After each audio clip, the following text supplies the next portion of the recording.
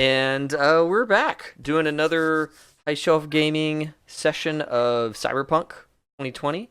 Folks that are tuning in for the first time, this is our second session. We did a character creation session 1 last week, and now we're on to session 2.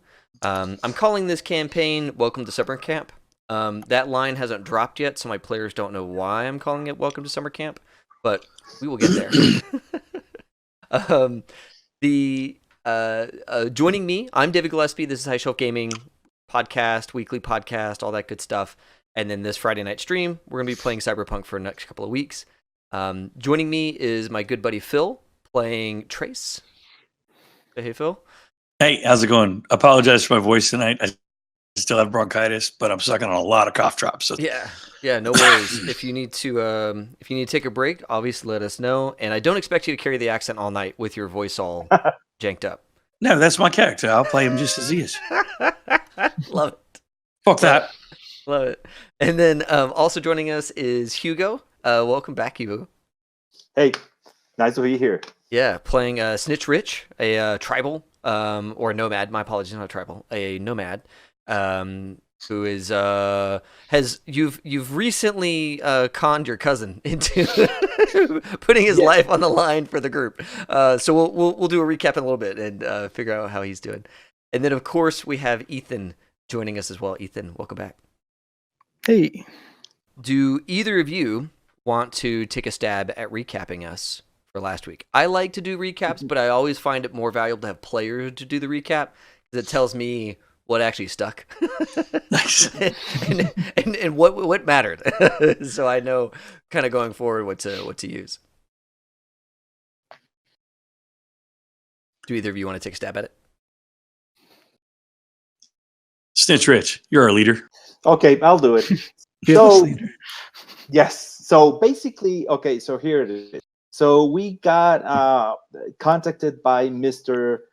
Soup, who's usually our handler. He assigns missions for us, and he told us that apparently there had been some sort of a cargo hijacked from the Arisaka Corporation. So we just had to go there, and we had to get a hold of part of the cargo that was actually lost. Yep. We got there to a warehouse. We were actually met by a lot of resistance.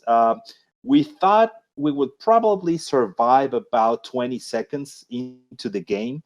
Our main tank got killed in the first 5 seconds of the game. Yeah. Henry the Seventh, man. Yeah. Big solo dude, a lot of guns, round to the head. So, and there was this guy. I don't know if it was like a Gatling gun or an anti-tank weapon or something, but it was just huge. And I mean, we thought that if he actually had enough time to recharge, we were done for. We were lucky. We actually got to kill him first. And was it you that got the headshot? Like one of you got a headshot on him. God. Yep, it was me. So.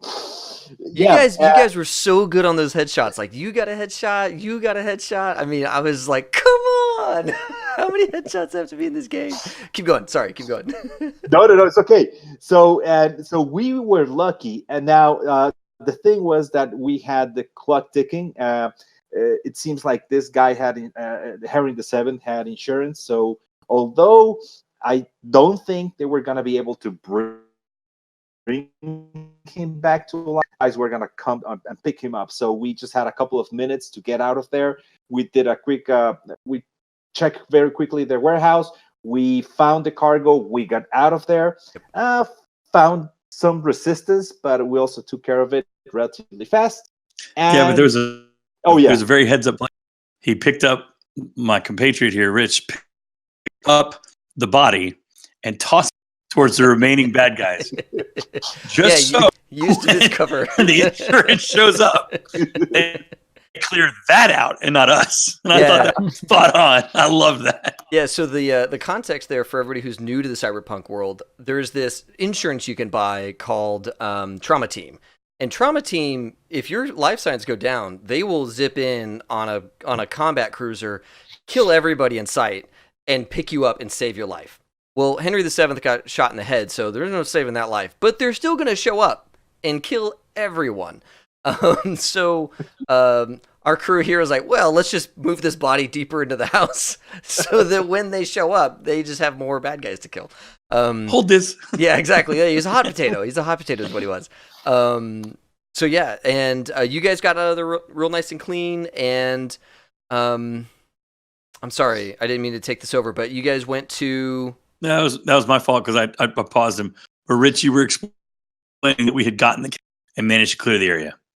Yeah. Oh yeah, and so I think, let me see if I recall correctly. So we went back.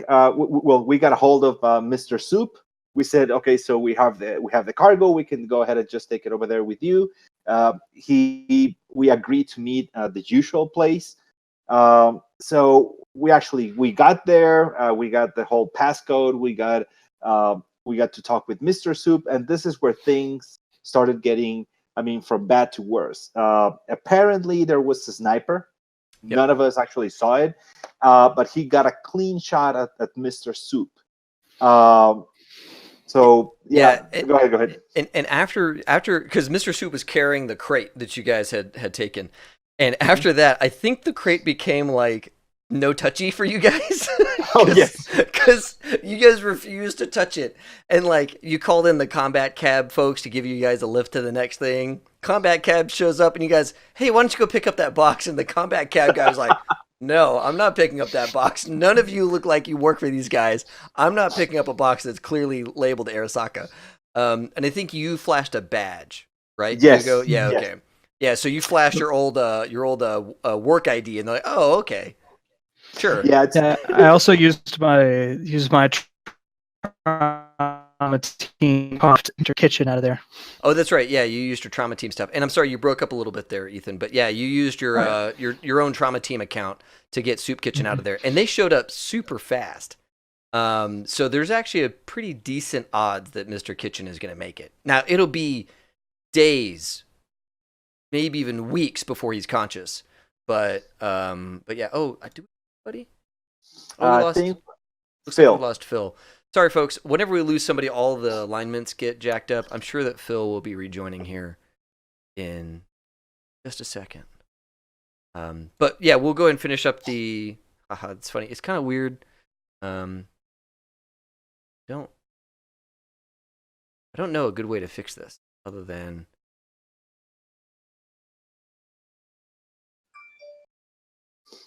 If I. Oh, there we go. Okay, cool. Whew. Going back quick. I love it. Okay. So, you guys got out of there and met up at the Afterlife.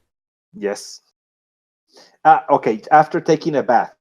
That's right. Yeah, I you got cleaned up. You guys hung out at a bar Yes. for a little while. Trace worked on a song. Sold what I had on hand. That's right. You sold off all your drugs. The stuff that you had just lying around.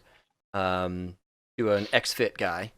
And then you guys went to the Afterlife to look at His this. name was Cage. That's right, Mr. Cage. You bought from, or Mr. Cage bought from you.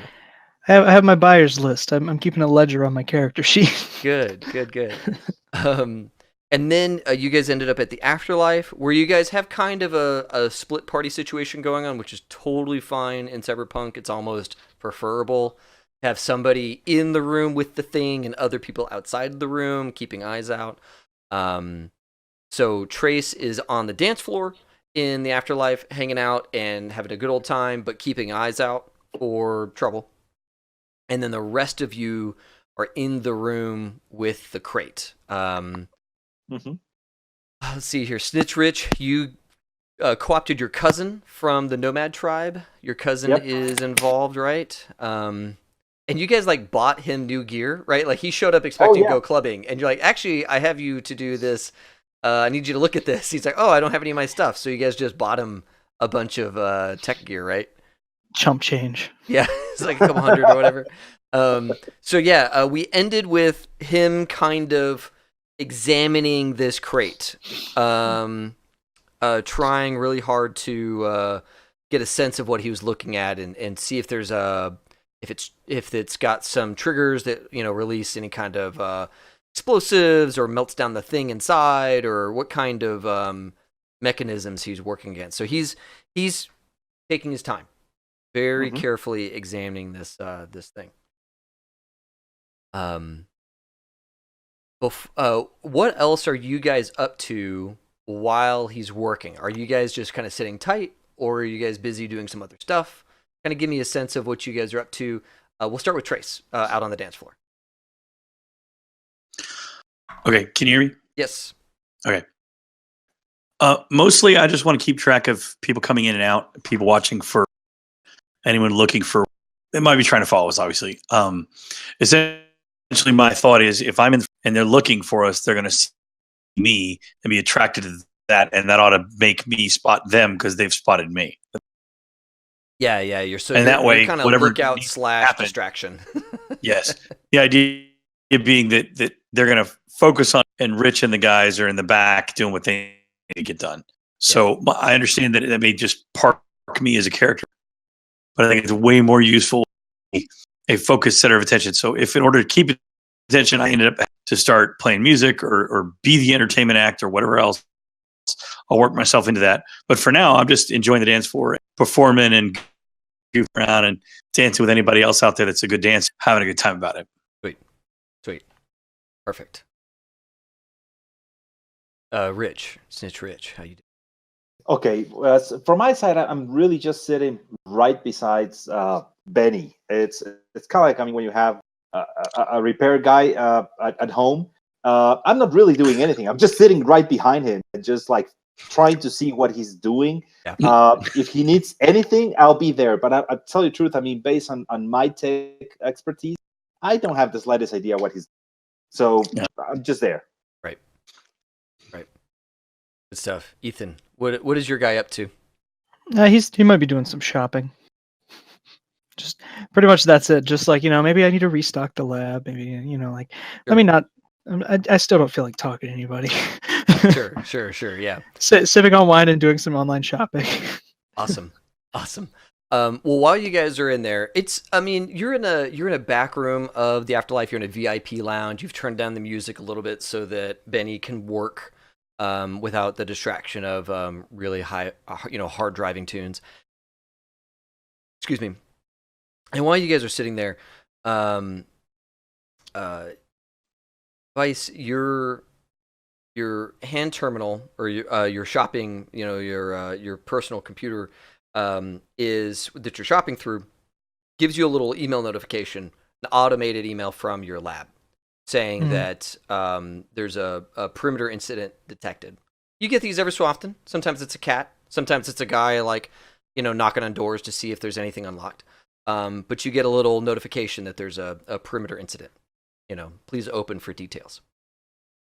Okay, I'll take a look at that. Okay, so you open that email and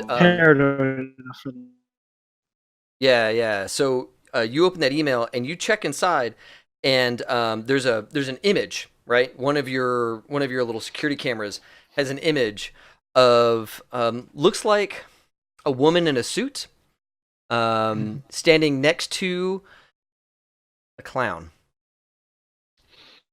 And they are not by your front door, but they're by what looks like a utility box outside the building. Mm-hmm. And then you get another alert saying power is out at the lab. Well, emergency so power much for those cultures. is going. Now you have stuff on battery backup, but yeah, there's apparently some shenanigans going on over at your lab. And you didn't recognize the woman, but that clown, you know that fucking clown. There's no doubt you know who that clown is. Pepper Pants. Mr. Pepper Pants. That's right. He's got these like red and white striped pants. And really his whole suit is like red and white striped, top to bottom. And he's got like the white mask, the white makeup with big red lips and big sad blue eyes. And you saw him like comically bent over at the waist in that box as part of that image. So yeah. And still again no idea who that woman is. Hmm. So while you're looking at that, Snitch, I rolled out a Benny, and he rolled a 1. And man. I'm not messing with you here. He really rolled a 1, and I have to roll on the chart. So he's going along, feeling into the thing. He's got his scanner out, and you hear like almost an imperceptible click, and he goes, "Uh-oh." It's like, what? Yeah, and he goes, I think I did something, but I don't know. I don't know what I did. I think everything's okay. I don't know though. Are you feeling okay, buddy? Yeah, he checks his hand. He looks at it. He's wearing gloves, because you don't want to get your fingerprints on a thing that your cousin brought to you. So, yeah, he looks. There's not a hole. Okay. Yeah. I feel fine. I feel fine. Okay, just keep on, man. Keep on. It's like we have the scotch waiting for you, so just finish this. Okay, got it. Yeah, okay. And you see him kind of move it, like he grabs the case and kind of tilts it to look at whatever it was he touched, and goes, "Oh yeah, thing there." I like a little thing like Yeah. You give it a glance, and it's a you can see there's a little contact plate in there underneath the lip of this thing. Like he was running his hand along it, kind of feeling the seam of it, and he must have touched a little contact plate. You're not hearing any new sounds coming out of this box, but he touched something. Man, okay. Do you have any way to trace or just to, I don't know, do a general scan just to see if there's any sort of a signal coming out of the box? That's a great, yeah. That's a good idea. I should have started with that. So he goes back to his stuff, and he hooks up some sort of a scanning device, and is kind of sweeping over it. And he goes, "Yeah, I can see it. It's definitely transmitting radio waves of some kind. But there's a lot of energy in this thing. A lot of energy coming out of this, just radiating right out of it. So whatever's in there is a high energy application. Very small though. Okay, can you hurry up? I think we're moving the timetable a little bit. Okay, so we really need to get this done fast. Yeah, Okay, yeah. You bet. So he gets back in there, and he's messing with it. Vice, I need you to make a body save. Oh, jeez. At a -4. So whatever your body is, lower it by 4, and then make that save. Okay. I rolled a 2. My body's 8. So you're good. Oh. Yeah. You guys are fine. And he's in there now, and he's got his tools like on it, and he's starting to work at that keypad with the biometric entry and all that kind of stuff. Okay. Yeah. And he's he's figuring out ways of like getting himself just a little bit of a gap so that he can get his tools underneath there and get a look at what's going on behind the pad there. So let's give him another shot at this. Oh, yeah, that's not too bad. Okay, cool. Yeah, so he's in there. So, okay. I found the power lead coming to this number pad. Okay, that's the data line right there.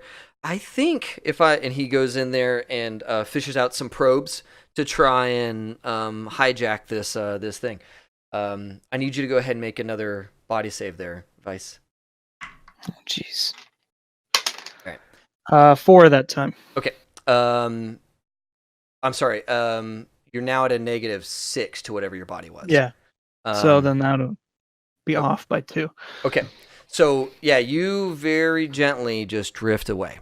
And Snitch, you were watching your buddy there, Benny, and you just see him very gently slump against that case and just kind of roll off of it.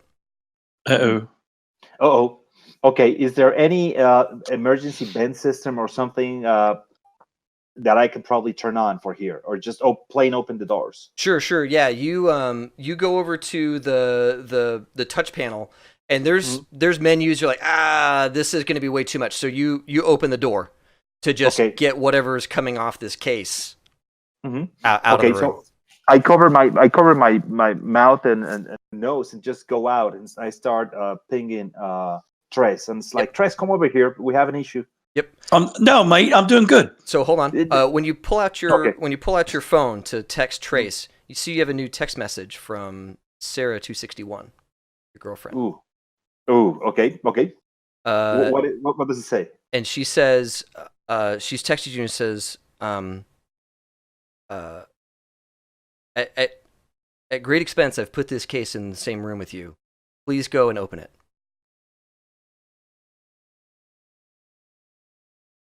Wow. It says that I should open it. Yeah. Are you now this I'm saying that you get this message before you contact Trace. What are you going to do? Door's open. Presumably the gas is clearing out of the room. Okay. Now it is from her cell phone. Yeah, it's her number.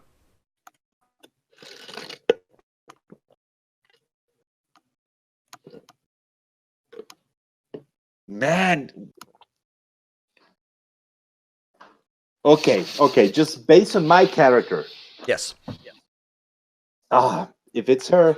So Sarah 261, let's give some backstory, some context. This is the girl that you've been sweet on since you worked at Arisaka. And you were working in the finance sector at the bank there at Arisaka, and you were doing some really interesting like market analysis, speculation stuff, and Sarah was a coworker. Yeah. And after you left Arisaka, you guys began a relationship, right? Yep. Okay. Perfect. So based on here's just to give some background. So based on the context of my character, I've had a good relationship with her. So I would assume I trust her. Yeah, you guys have a happy relationship. Yeah. So I'm like, man, it's like, okay, I'll just text Trace, and it's like, Trace, just come down here. I'll text him over here, send the text, and I'll go back in there. Okay. So it's not a conversation, so I'm just going to come straight. Yeah. If he was calling me and we were going to chat about it, that's one thing. But if he said, I do once look around the room, make sure this I didn't spot and should have spotted, and then clear through. All right. Cool. So, Trace, you head to the room. Snitch, what do you? Are you gonna wait for Trace to arrive? Yeah, I'm gonna wait for him. Okay. Cool. So coming down the hallway. Yep. Okay. Yeah. They let you right into the VIP area. You know, big stocky dude just gives you a nod. As you're on your way in, he knows by recognition that you're allowed back here for the next couple of hours. Yeah. And down the hall a little bit to the right, there's your door. It's open. And you've got Snitch standing there, looking pretty concerned, I would imagine. Okay, so moving a quick. What's up, Mike? We get open. Okay, so man, it's like, just come over here. Okay, so here's the deal. I just get Trace into the room. It's like, okay, so we have apparently Benny triggered something, and now the doctor and Benny are out. But look at this. I just got this text message from my girl, and I show him the text message. Cool. And it says... It's from Sarah 261. Yeah, what was the context? I'm sorry. Yeah, and she says, Rich, at great expense, I got this box in the same room with you. Please open it. I need you to make a body save, Trace. At -4. Okay, so body save is my body is a 9. I rolled a 7, so that's a 15 -4 or 16 -4. No. For a body save, you have to roll under your body, but at a -4, as if your body was 4 lower than it really. Oh, I blew it. So I rolled a 7 and my body's a 9. You're talking to him, and you watch him. The lights just go out, and he drops to the floor. Right. So you says the signal project. Oh, man. Okay. Man. So okay, I grab him and just pull him into the room. Okay. Okay. Yeah, So, you're looking in this hall and you see people are woozy. Like some people are like having trouble getting past this room. Mhm. You know, with Ooh, the gas that's that's getting good out of the stuff. hallway. Oh yeah. Okay. I just close it. So okay. Uh, okay. So the fact that I'm not feeling bad. That means that somehow it's not affecting me. So it must be tailored out to me. So I just go over to the box. Yep. And I don't know. Just I try to open it. Can I just go ahead and open it? Does it have like a fingerprint reader or something? Yeah, so what you're looking at a keypad with a biometric, thumbprint reader. Okay. So, I mean, you probably still remember your old, like, key codes and stuff to get into Arasaka. Okay. But, I mean, there wasn't another instruction with it, like, put in this code or any of that kind of stuff. It just says, open the box. So, yeah, I don't know how Snitch would approach that, but that's what he has to do. So I would probably go in. Okay, let me go first with let's say with the thumb, with the biometric measure. Cool. If it doesn't open, I'll try my old employee number or my old code to get into Arisaka. Yep. So yeah, you put your thumb on the thing and the little case identity confirmed, and it starts to open. Okay. Now, you feel the case start to open, and in the room with you is Sarah 261. You can just kind of feel her presence behind you. And she walks up and like puts a hand on your shoulder and says, "Snitch, it's really good to see you. I've missed you. I hope that this wasn't. I hope this wasn't too much." So okay, can I really see her? Can I? Yeah, So you look, and it's her. She's dressed for work. She's got her long black hair, tied back and down, not braided, but down in kind of a long ponytail, down her back, which is maybe the style of Arasaka right now. But she looks smart. She looks well dressed, and she looks like she's taking a break at lunch. From her dress. So I just baby. I mean, what is this? What's going on? This is hard. I need you back. At and I can't do what I need to do with you out here. Can't do my job with you out. But I mean, why didn't you just call me or something? I mean, what is this box? I mean, what is this? They monitor my all the things that I do. They monitor everything that I do on a day-to-day basis. Everything I do is logged. This is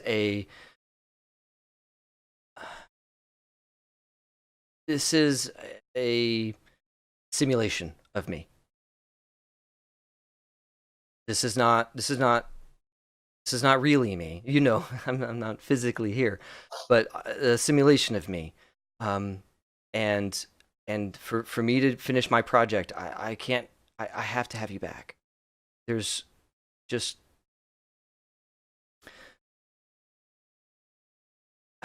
I wish I could call you. I wish that I could, but they've been monitoring that. They've been watching that. So I pulled some leverage and had this thing made, and to you, my team doesn't know I'm doing this. The team that got you fired doesn't know I'm doing this. If any of them did, they would probably do worse to me than they did to you. But you know, I can't go back. I mean, man, they want to kill me. Of course, I want to help you. There's no way I can go back. I mean, is there anything I can do for you outside? I mean, there's no way I can get even close to the building again.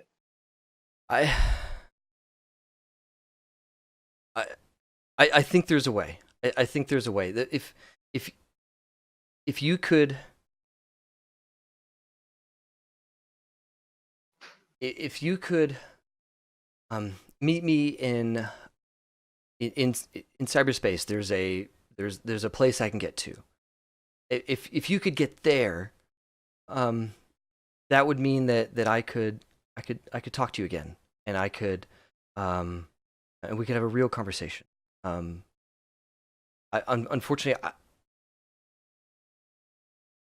the simulation is limited in what it knows and what it can do, but I think if you could get to here, and she names a bar, the like a cyber the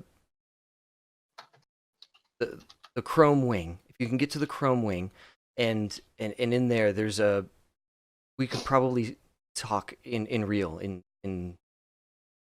a protected way. I can't, unfortunately, I can't call you directly. I can't communicate to you directly. They would stop that. They would know where you were. This was the only way I could get. Is this related to the research we were doing before I left? It is. Oh. And it's they really expect results, and I can't give them. And I need you in order for that to happen. And there's just not another. I've tried other assistants. I've tried other people, and there's just something. There's just something about the way that we work together that made it work. And I don't think that I have much more time. If Okay. I can't. No, don't worry. Can we meet there tomorrow, around this time? Yes. Okay. I can make that happen. Great. Okay. No, I love you, baby. I'll see you there tomorrow. Love you too. And then she winks out. Okay. So the rest of the rest of the box, it's empty. It's just it was just a simulation. So you open this box, and inside is a power source and a very high-end compute that is being fed by this power source. You're not exactly sure how it interfaced with you. Like it doesn't. There's not like a projector in here making a hologram. So that piece is a bit of a mystery to you, like how this computer being in the same room with you somehow allowed her to appear in your mind, and you felt the sensation of her touching you. So it was way more than some optical thing. You don't know exactly how that worked, but inside this crate is definitely some high-end tech. Got it. Ah, man. Okay, so I just close the box again, and I just start. Okay, let me go back with Tress. So I just start slapping him. It's like, Tress, just No, I don't want milk and cookies. I don't. So don't. you go around rustling Trace, and after maybe 15 seconds, the gas is cleared, and Trace, you start to come to. Okay. Well, that was some good shit. What was that, mate? And where can we get more? Man, we'll tell the doctor to prepare another batch. Don't worry. We'll get some blood testing on that. That was all right. Yeah, no, let's. Give me about 40 of these on that. I like it immediately. Trace is like, I think I liked that. What? Oh, you can't always get a good night's sleep at night, Sid. That should be put straight out. So Vice, somebody wake the fuck Vice up. Yep, no Vice. So it's like. Yeah, Vice, wake you're up, coming. You're coming too. And Benny's still snoozing Oi, heavy. kid! Hey, You've had too much to drink, kid. Yeah, he's got some drool. Wipe that up, son. Yeah, Vice, you come too. The Benny's still out. Okay. I'm gonna check and see if there are any updates in my email really quick because I'm still worried about that. Yeah, you're like, you kind of come to and check. After that power outage, you haven't heard any other updates. Makes sense. Ooh, okay. Okay, Benny, just wake up, man. Yeah, You're right. He was closest to the case, so he took him a little bit longer for all the. He's also smallest. Yeah. Do we win? You get good. Oh yeah, we did, buddy. You did just fine, man. It's you're the man. You're really the man. It's like, That's come on, great. wake up. That's great. I That's love right. that video game. He starts to kind of like. He's still kind of on his hands and knees, looking around. Oh shit, where Easy, am I? Benny. Easy, mate. No, it's a good party. You're having a good time. Oh, who's this guy? You look really cool. I am. Awesome. Do you? He kind of looks at Snitch. Is everything okay? Everything okay? You did great, man. You did great. No, it's you did it, man. You opened the box. So I think I can probably get you back home now, and you can probably help us down the road. But you did great, man. You did great. You gotta Thanks, keep mate. the tools. Yep. Oh, okay. So that's it. We're not gonna party. It's yeah. No, you know what? I think it's give me okay. Just give us 1 minute, and we'll get back to you. Just get some scotch, start drinking, man, and let me talk with my buddies over here. Okay. Yeah. He like grabs the scotch and kind of like shuffles to the other end of the room and drinks it. And it's just like, cool. I'll just put in some headphones or something and and do my thing while you guys talk. Okay, got it. So it's okay, guys. So last I remember, you said that it was open, but it wasn't open, and then I was on a trip. Yeah, so I don't know. Okay, so here it is, guys. So I don't know what really happened. It's apparently there was some gas, which, by the way, Vice Doctor, if you can find a trace of that, whatever they put in there, I think you can get a lot of customers out of it. But that's another story. But okay, so apparently there was a gas. Now I don't know how they manufacture it, but apparently I was immune to it. You got affected by it, and here's the trick. Two things. So the first one is it included a message from my girlfriend. She still works at Arisaka, and she's asking me to meet at some bar inside cyberspace. I said yes. I said that we would meet there 24 hours, basically tomorrow. I'm really having here a conflict of interest. I love her. I really want to talk to her again.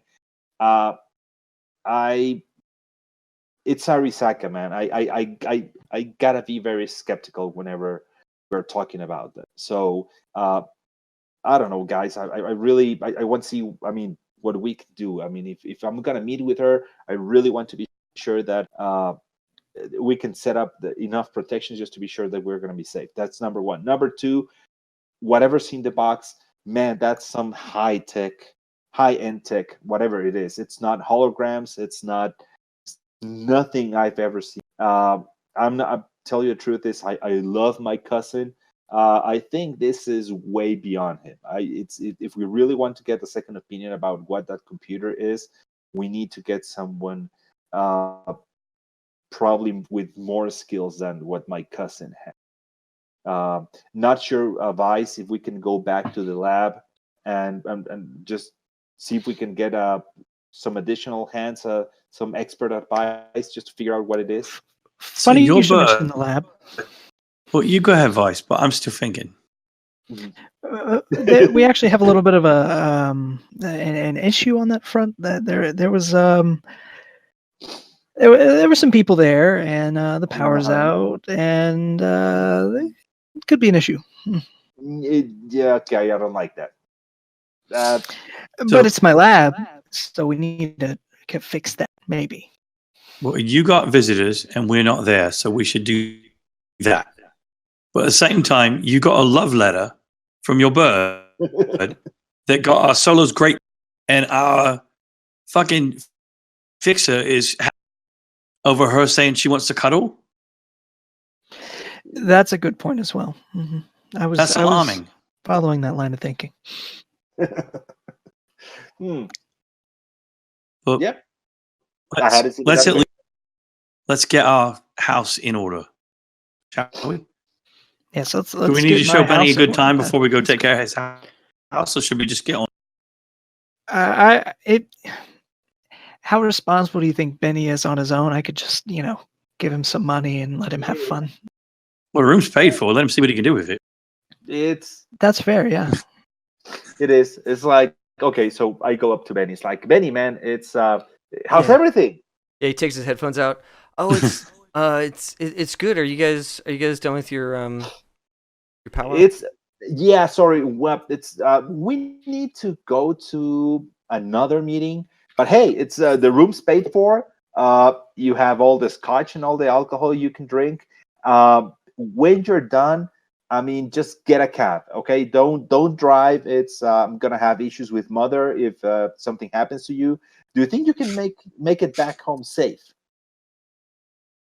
Oh, they'll take care of him here. All he has to do is say he needs to get home. It's okay. Well, I mean, so you guys are leaving? But you get to party like a rock star. It is. Oh, I would need some drugs to do that. Do you guys have any drugs? Well, are you kidding?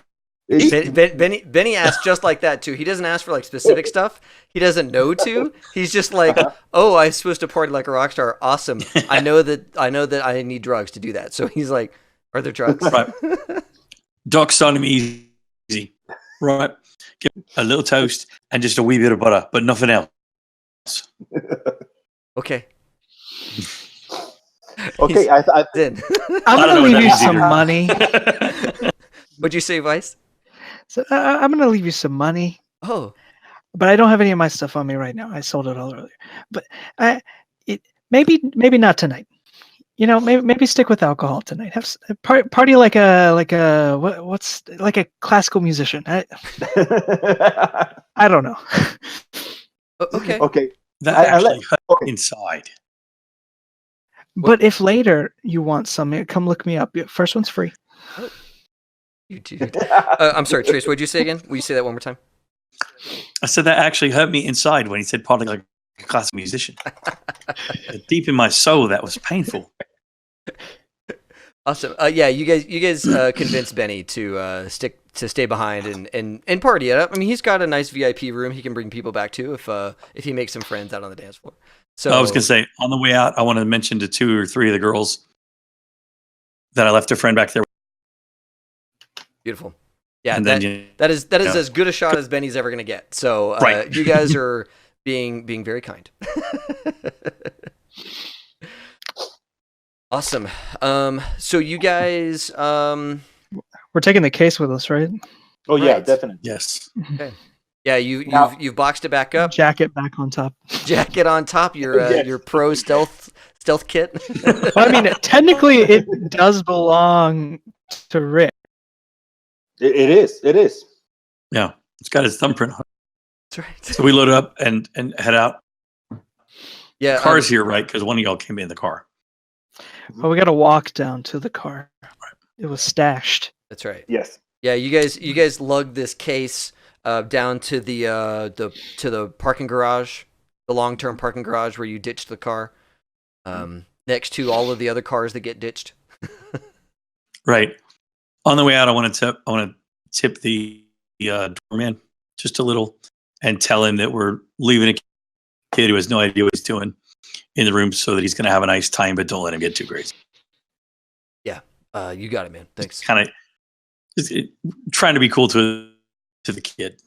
Yeah, And that way he knows the. and also to let the facility know that this guy's a greenhorn. He might not know what he's up to, and he's got Right. he's kind of Right, in right. over his head on terms of access that he's got. He's high rolling in a bad way, and it just Is there someone we can hire just to like teach him That how oughta to cover party? Totally. Yeah. 'Cause, like, totally. I'll throw some money at that.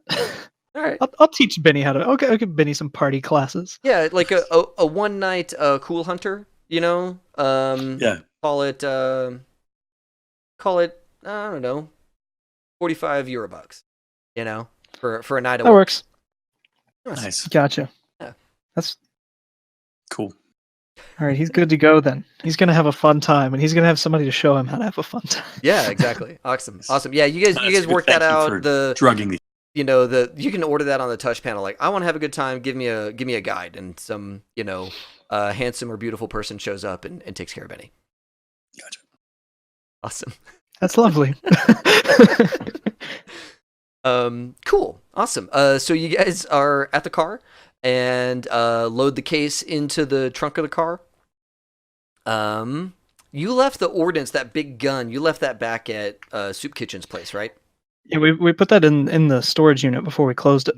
Beautiful. Okay, cool. Just making sure I knew what all you That's had with that's you. where Rich was when he got Yes. shot. Yes. Yes. Yes. Yeah. Okay, I was just making sure I remember where everything is. So the only thing in the car is y'all's stuff and the case. Yes. Perfect.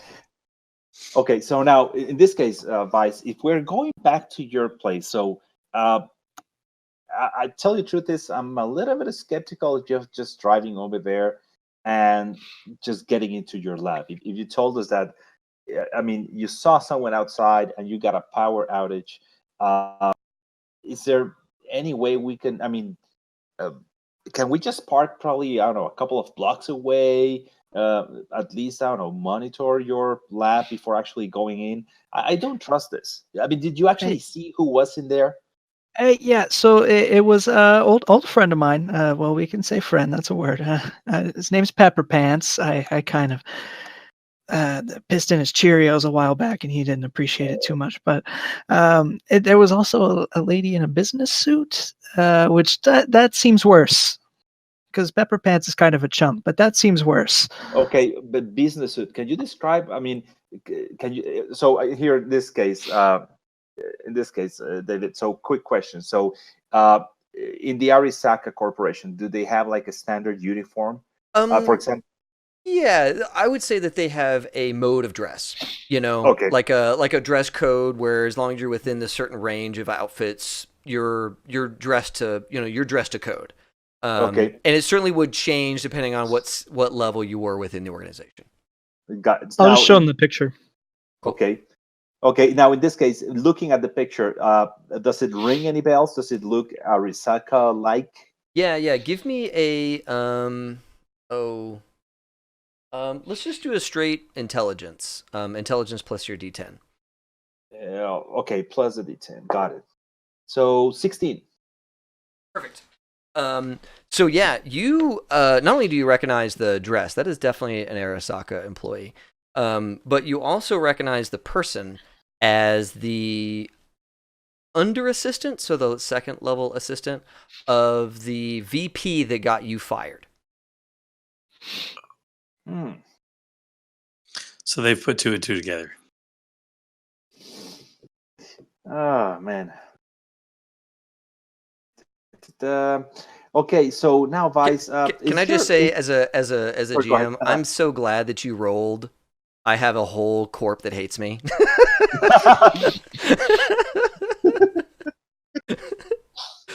Cool. So you guys are still in the garage though, right? Yeah. Okay. Yeah. Awesome. In this case now. So to leave the garage, you know that you have to. The garage is one you have to pay for it, but it's discounted because it's ad supported. So you guys have to listen to an ad before you get to leave.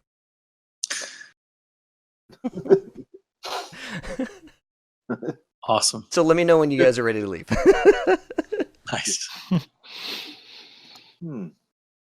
So do you know this chick?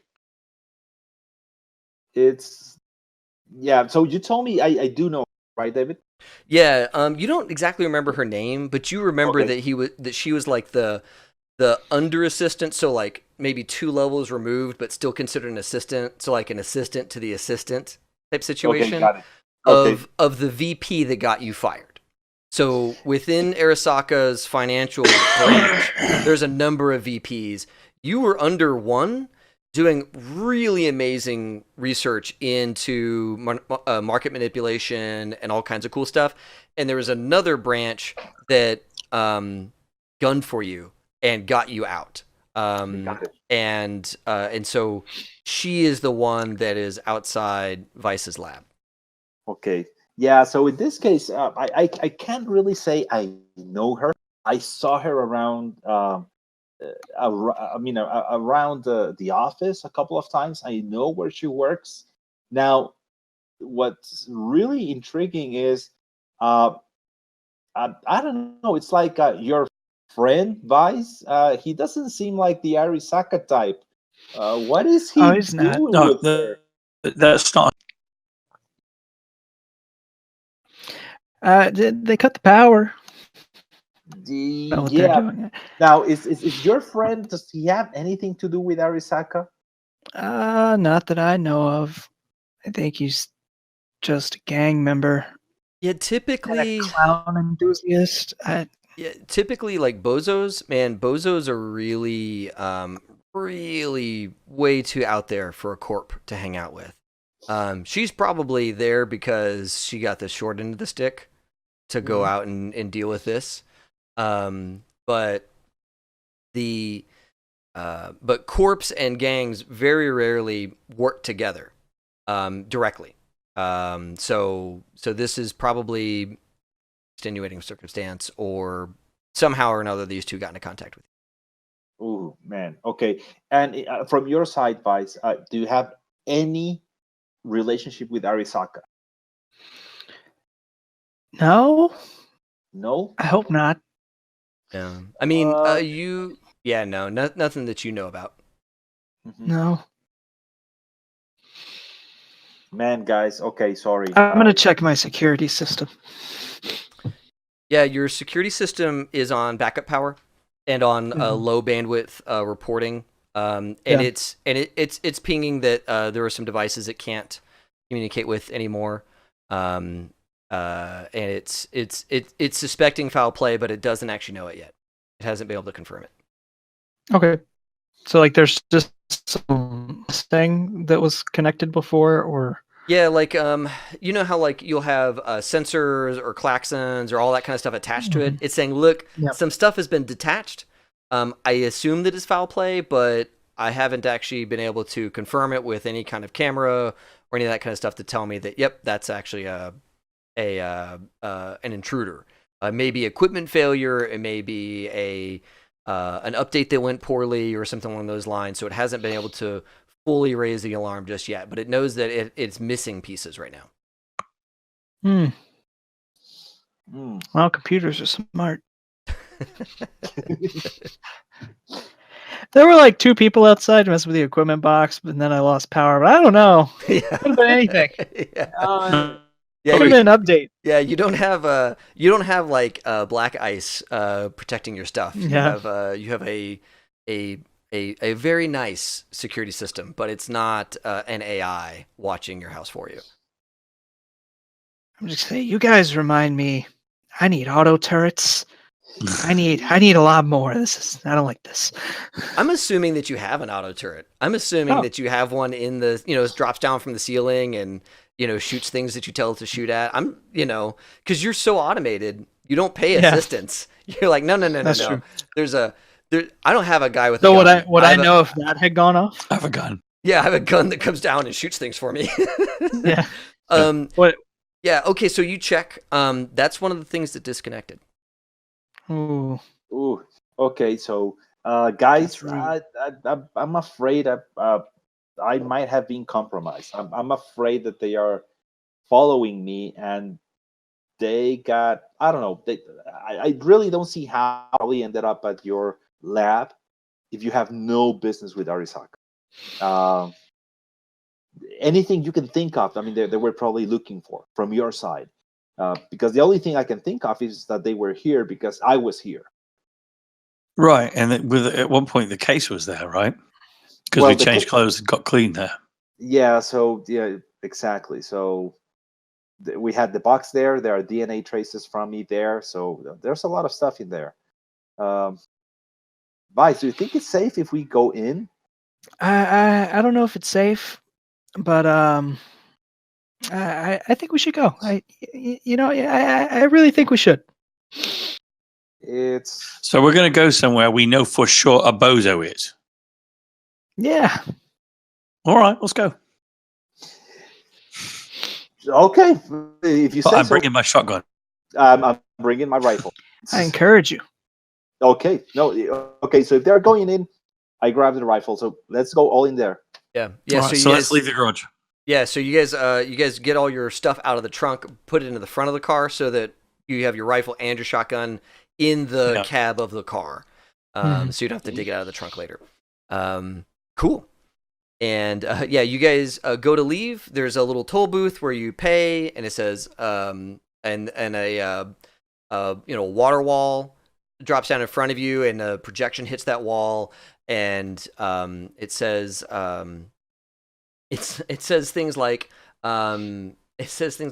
Stitch, are you looking for a new car? And it like outlines some new sedans for you. And it says, Vice, are you looking for some more lab equipment? And it shows a bunch of lab stuff. And it's like, Trace, do you want to submit your new song to the Ravenclaw audio library to make sure that you get paid on the percentage of your song that is unique to it? And No, those fuckers. Fuck those fuckers. All right, man. And then the ad is done. And the gate, the gate lifts, and you guys are free to leave the ad-assisted garage. That's some guerrilla marketing right there. Oh yeah. Some facial recognition. Here they are. Here's what this guy's bought in the past. Let's sell some more of that to him. Absolutely. Hey man, you want some stuff? Nah. All right, cool. See you later. See you, bro. Awesome. Yeah, you guys motor on out of there, and you're going towards the. You're leaving you're leaving kind of the clubby district of Night City and heading back towards the docks and the warehouse district where your lab is at. So you guys mentioned parking a couple of blocks away, right? The transit too is uninterrupted. There's nothing that gets in your way. Now, if we are really gonna go in with, all guns blazing, I'm okay if we just park right outside the building. We already have the guns out, so if there's if your bozo friends out there, we can take care of him. Well, we could still park like a block away, and just so we can kind of like, we don't want to leave the car either. We could just park right out front. Okay. But Okay. maybe give it a drive-by first. Look down and see what's going on. Got it. So what I'll do is I'll do a drive-by. Yep. If we don't see anything, I'll just turn around, just come back in. I'll keep the car running while probably Trace and Vice go down. Once they confirm at least that the entrance is secure, I'll turn off the car, because if any they can just hop in and we can drive out. Okay. So you guys are driving down that street. Go ahead and do some awareness notice for me, guys.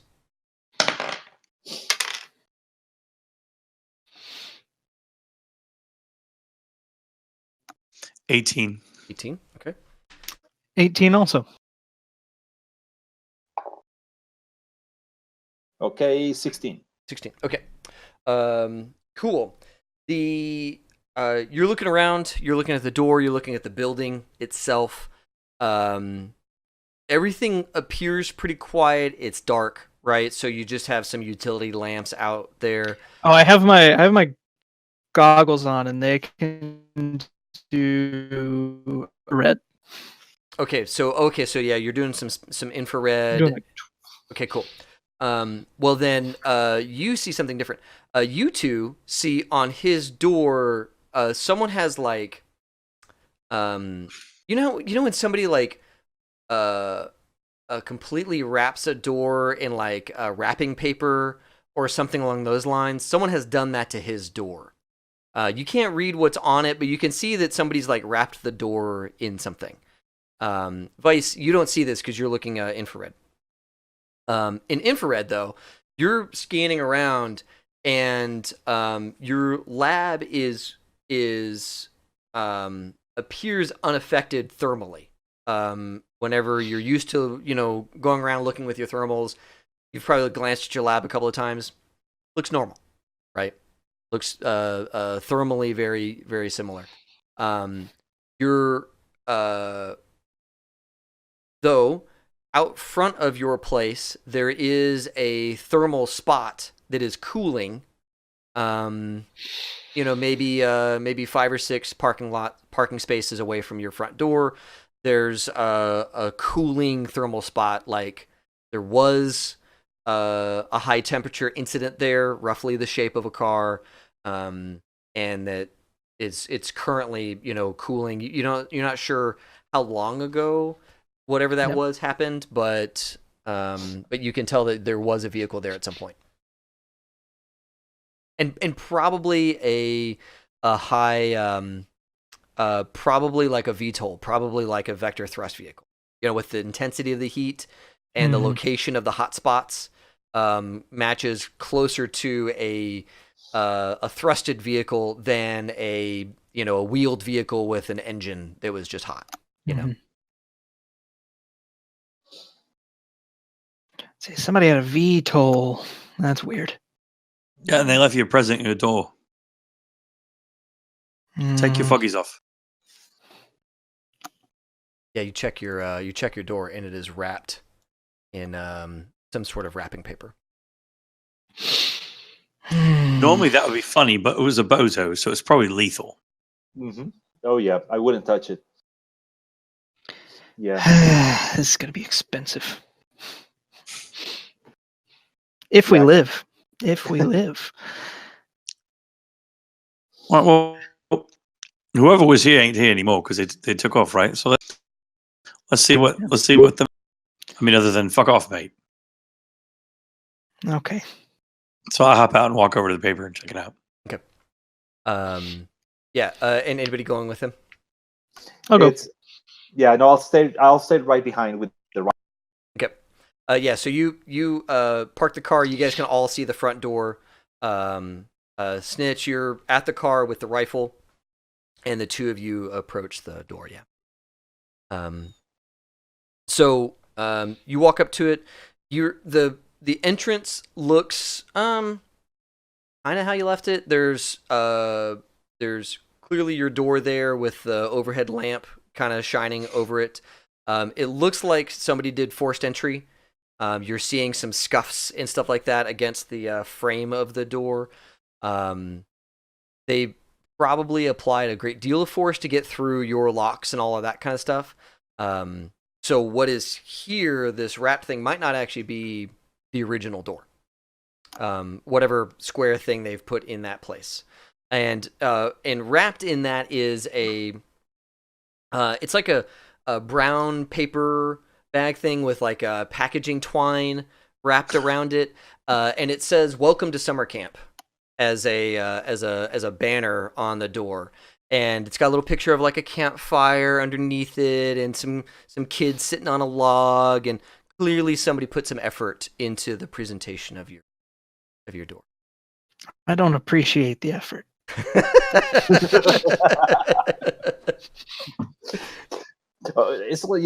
They actually put a lot of effort into the wrapping, but they just couldn't go ahead and pick the locks. I mean, they had to use a crowbar. So yeah. Yeah. So is there another door? There's probably some windows that you could probably get in through, but I don't know. You tell me. Would you have had a back door? Probably. Okay. Yeah. Because like if the front door is like where customers would come in, I would definitely want another exit. Okay. Yeah. So shall we see if we found that? Makes me nervous. One entrance makes me nervous. Yeah. Yeah. So I'll go to my back door. Okay. Awesome. Yeah, you go to your back door, and there's a similar wrapping around it, but less sign of forced entry. That's they probably were just able to walk out from the inside. I would assume. Yeah, it looks like they not only got the inside, but they got in and opened the back door and right. Well, you work on this. I'm a drink. I go back to the car and get a bottle out. Cool. Yeah, you're. So I'm not going to be the one that opens the door and gets punched in the face by a. Yeah. Can I just like open the door from like the side? Sure. Are you opening the front door or the back door? The back door. All right. So you're by the back door. You unlock it, right? Because you hit the handle and it's locked. You unlock it, and you're like off to the side, like kind of throwing it. Yeah, like open. off to the side, just kind of pushing it open. Like, don't. Cool. I'm even more paranoid than I would normally be. Yeah. Cool. Yeah, you. There's a good chance I do something similar, like even when no one has intruded. Just like. Yeah, love it. Cool. Yeah, you. Excuse me. You throw your back door open. You're trying to curl away from it, and you hear the sound of like a sparkler. You know, like a. And out of the corner of your eye, you can see a little like sparkles coming out of the door frame, like a fireworks sparkler. But you can't see in there, and nothing like leapt out at you and grabbed you. So I'm gonna wait for that to stop. Cool. Yeah. You won't get to read the sparkly message. Yeah. It burns down for a second, and then you smell. You smell like campfire coming out of your place. Like you smell like aged wood is burning, and then it smells kind of like marshmallows, and it smells really good. Like it just smells so like inviting coming out. I mean, just gushing out of this door. It just smells like warm marshmallows, maybe some chocolate. That can't be sanitary. No. And then there's this. Yeah, well, and then so as you're getting your goggles on, you feel a lot of heat coming out of the door, as something or a lot of something is burning very quickly inside the lab.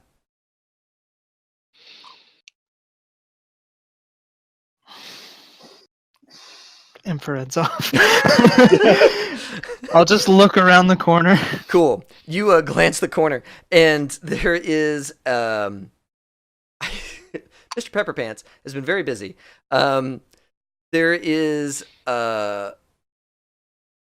you still see it burning down, but it looks like there's like some sort of giant marshmallow that is burning and falling as a giant piece of chocolate melts over it, and it's like kind of sort of putting out the fire, and a huge graham cracker is falling down on top of this whole thing, like smushing it, but it smells delicious, and there's burn marks everywhere, all through this lab, and you've got this giant fuck off s'more, like just being perfectly made in the very center of your lab, like right over your favorite operating table, is this gargantuan s'more. Just gently coming down. Smells delicious. It's horrific for you, but it smells delicious. And you can see there's some wiring going off towards the front door and some wiring at this back door. Perfect. Perfect. Yeah. Do I see anything else that looks dangerous? Nothing jumps out at you. I'm considering the s'more dangerous. Yeah. Well, okay. Well, then yes, the s'more is obviously dangerous. It's dangerous to my mental health. It's dangerous. Yeah. To my blood sugar. Yeah, it's to dangerous. the cleanliness of this room is clearly shot. There's scorch marks everywhere of a low temperature fire that burned probably throughout this entire room. So there's just carbon and ash all over the place. But yeah, I just want to look for like anything else that might be triggered or like set up to explode or burn. Sure. Yeah, give me an awareness notice. That is a 19. All right. With a 19, you notice that your back door has one of those retracting arms, right? Mm-hmm. That you've probably beefed up to make it so that you can lock down the lab if you needed to. Like, there's people outside, I better lock all this down and have everything like hold tight. Mm-hmm. you can see there's some new candy cane striped wires coming out of that thing and going, leading across the ceiling towards towards behind a desk. And there's and you see other candy stripe. Now that you're seeing that point, you're seeing other candy strapped wires coming out of that behind this desk. There's little wires, spidering away from that point along the ceiling, going to your doors, going to one of the exterior windows. Yeah. So the behind the desk is like wherever whatever that had programmed all of it was. Yeah. But nothing else like separate from that. Yeah, no, you don't see, like, there's not, like, Pepper Pants there with a gun. There's just this, and it's still, like, shrinking, right? It's still getting smaller. It's still kind of burning a little bit. The marshmallow is starting to expand as this giant blackened white-ish, now turning charred black puddle oozing out over your lab floor, over your operating room. But yeah, there's no other things that you see other than these wires and something stuffed behind a desk. Okay, I'll go check that thing out. Okay. You go in and you walk into the room, and as you're like heading towards the desk, the back door slams shut, and you hear it kunk, kunk, kunk, lock into place. And your front door kunk, kunk. And you guys are out by the car, and you don't hear anything. Okay. Great. And from behind the desk, you hear a little, you hear what sounds like a campfire, like the crackling of wood, the popping, and all that kind of stuff. And you hear Mr. Pepperpants say,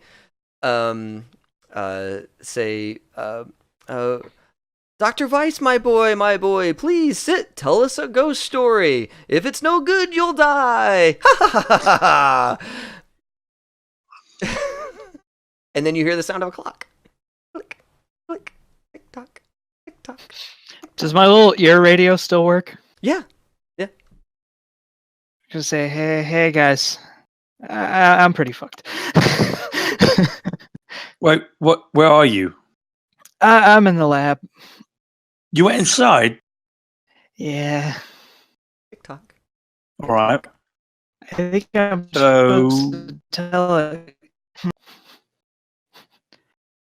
Can you Say guys that get in again. the door? Is the door open? Can we? Yeah, you. I go in. Yeah, you to run the- over to the door and you pull on it, and it's like it's held tight. Can I go look over at this machine that is tick-tocking? Yeah, you What go I'm over, assuming is probably like explosive. yeah, you go over to it, and it's a it's a computer, and you can see like a big black cartoonish bomb with some wires going into the top of it, and it's saying tick tock, and there's a little speaker there, and it says, "Boo! This story's lame." Tick tock, tick tock. Would I have to roll the disarmament? Yeah. Give me a basic tech. Let's start there with a basic tech. Ooh, that's good. That's a good skill for me. Yeah.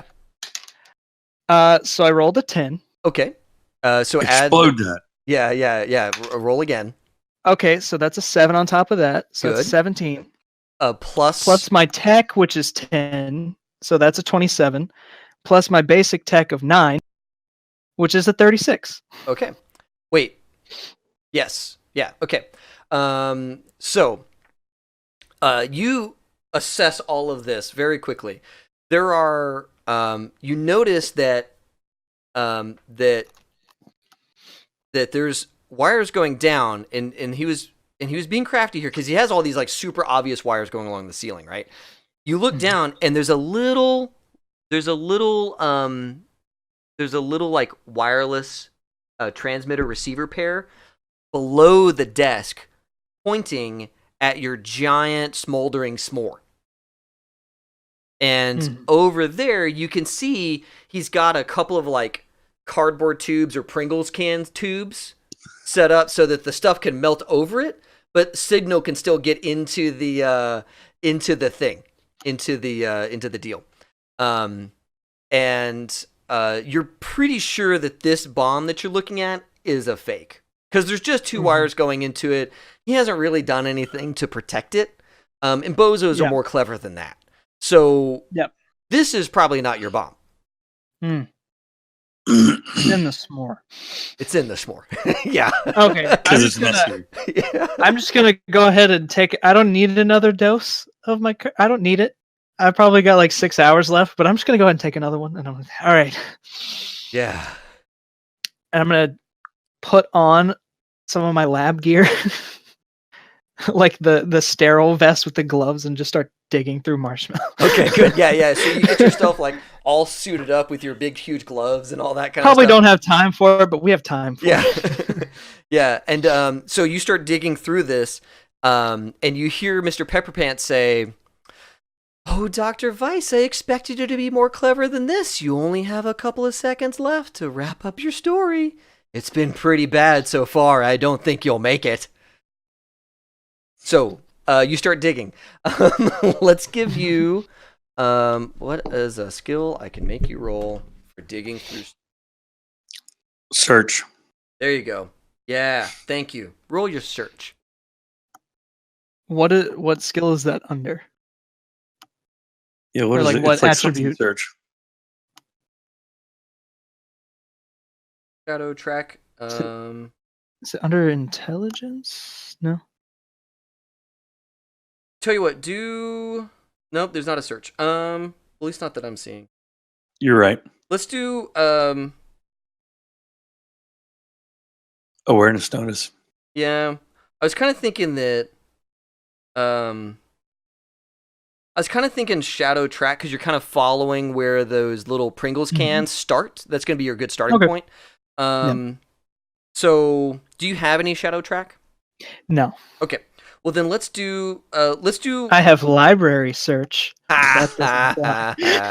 No. Let's go ahead and do awareness notice at like I don't know, -3, just because it's not the preferred skill.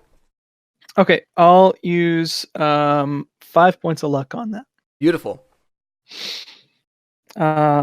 So okay, gates my awareness notice, but my intelligence is good and I have a +5. So okay, that's another 10.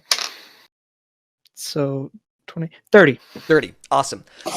Nice. So yeah, very quickly you move this stuff out of the way. You're covered in really sticky, delicious chocolate and marshmallow with graham cracker falling all over you. You probably smell delicious at this point. And sure enough, you move it away and you see there's some wires leading to like a bread box. And inside that bread box are 3 little bricks of C4. Oh. And yeah, and that box, you can see it, like there's stuff there to make it so that you're not supposed to jostle it. You're not supposed to cut any wires. But go ahead and give me a basic tech to see if you can very quickly figure out how to disable this thing. So that's just 23. Okay. All right, cool. Not as good. Yeah. But... No. So you still very high. Yeah, super high. So you've cleared enough of this stuff away. You can see where you can see that you're not supposed to open the bread box, but it looks like you can flip it over and access it from the bottom. So you do that very quickly, and sure enough, the bottom's been cut out. There's all this circuitry and stuff going on down there, and it doesn't take you long to figure out where to snip the thing. So with some quick decision making on your part and not having to tell a lame ass ghost story, which I'm personally very sad about, you. Oh no, he would die first. Yeah. He would sit there with his arm crossed until the bomb went off before he would even begin a ghost story. Yeah, you snip the wires on the bomb and defuse it, and you hear the you hear the speaker behind you.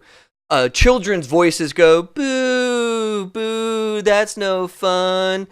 Yeah, Dr. Weiss, you're a real buzzkill.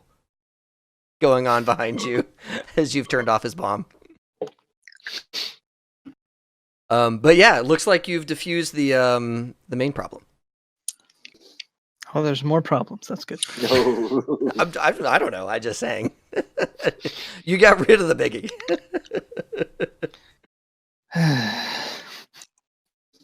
Okay, Vice, are you okay? Can you open the door? I don't know. Maybe. So are we concerned because you're going to blow up, or are we concerned because you're very... Because I can't tell the difference in voice.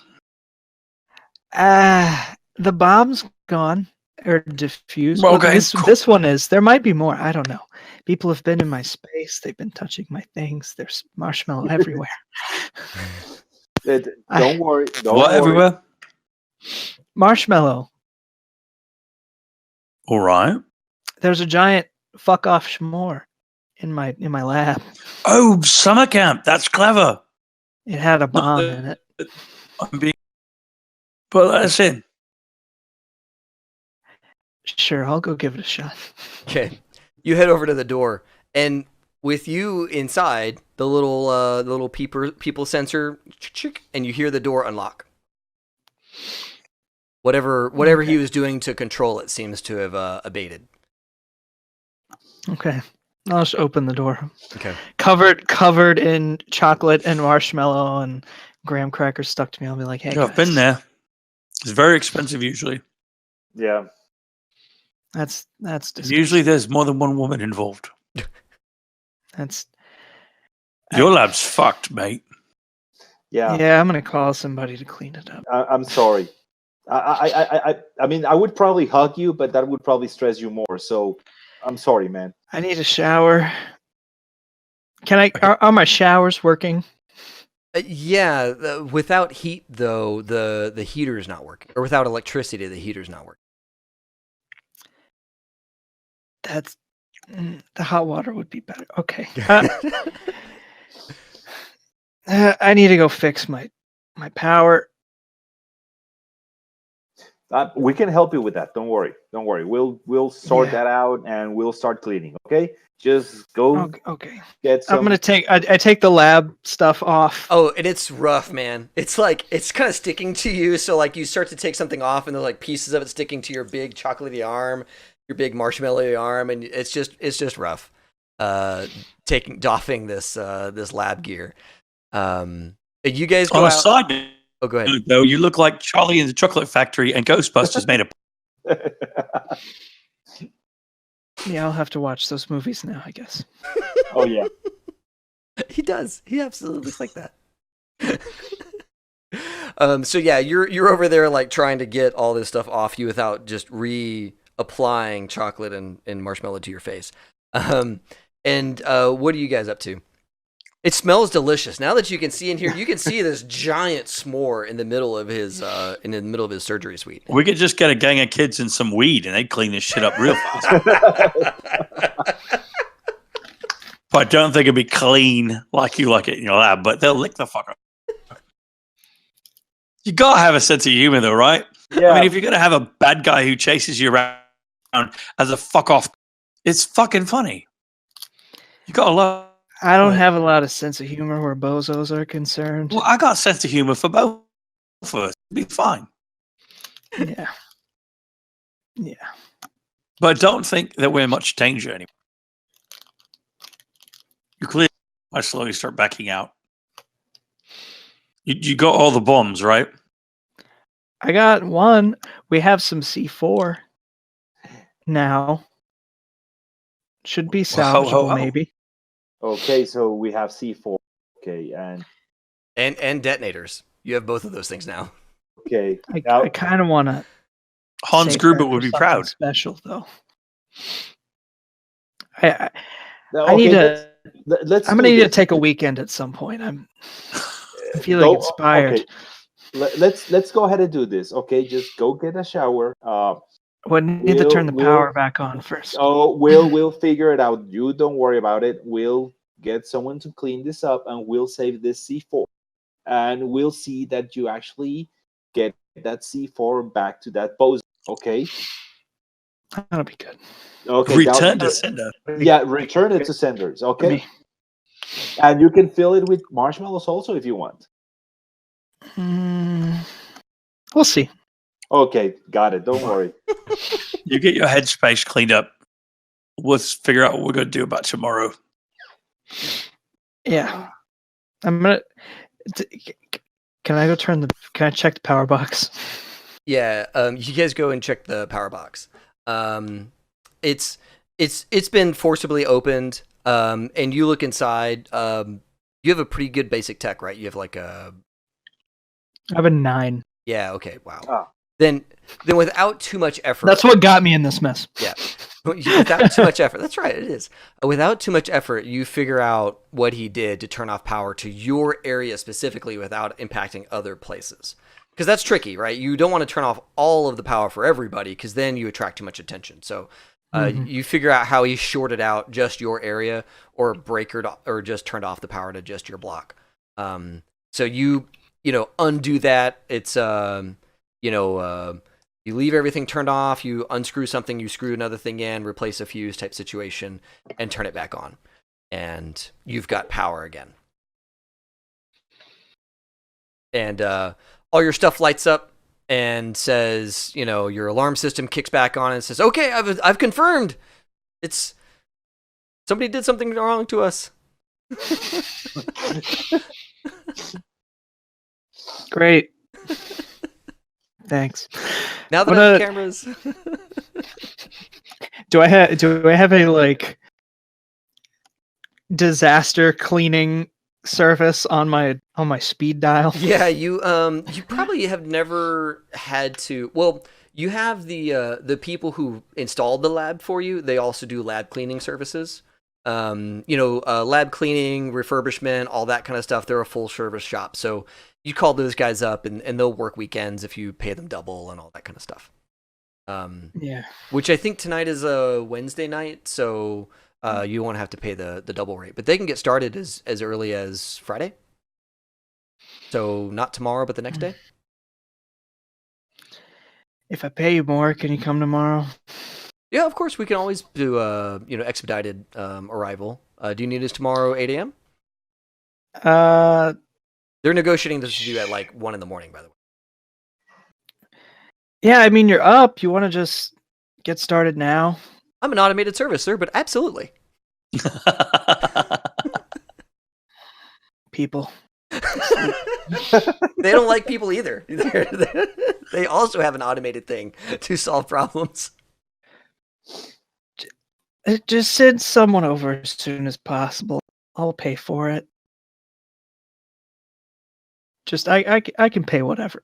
It's fine.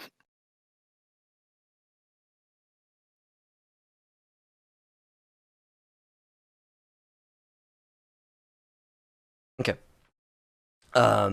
So yeah, they quote you a price. Call it $1,200 for expedition, and tomorrow they'll do an assessment and give you a full quote. If you buy the service, then the $1,200 will go towards the price of the cleanup. I was just gonna be like, just be ready. I'll add Noted, the special sir. note, like just be Noted, prepared. Sir. Yep. Okay. Okay. While he's trying to take a bath, I'll just try and go ahead and just do a quick check overall. I mean, around the room. I just want to see if there's anything else that seems abnormal. Any other, I don't know, tracers, cameras, any other bombs, anything that shouldn't probably be here. Yeah. Go ahead and do an awareness notice as you're kind of searching around through the rooms and all that kind of stuff. Okay. See. Okay.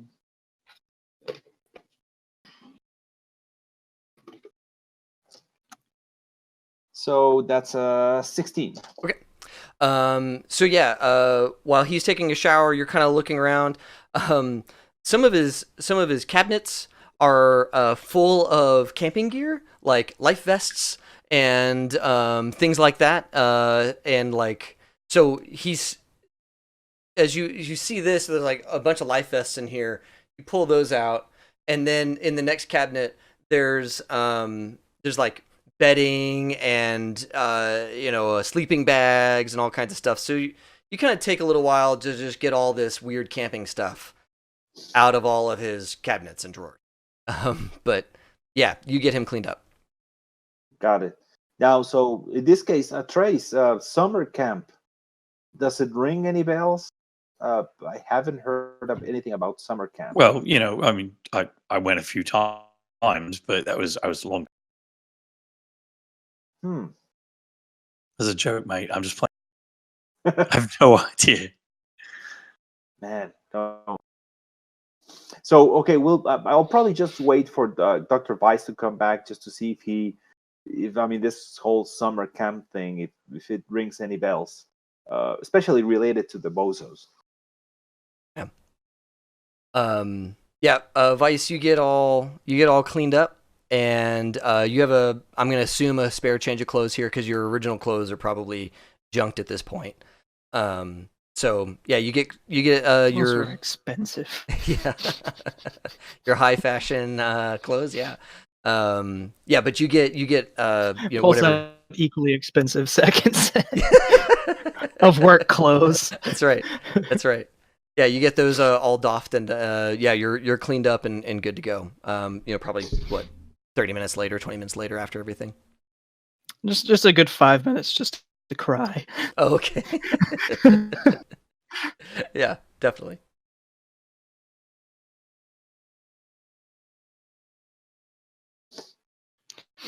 Okay, so what are we doing while we're waiting on my lab to get cleaned up? Okay, so in this case, do you actually know, or does it ring any bells? I mean, this whole summer camp thing. I don't think so.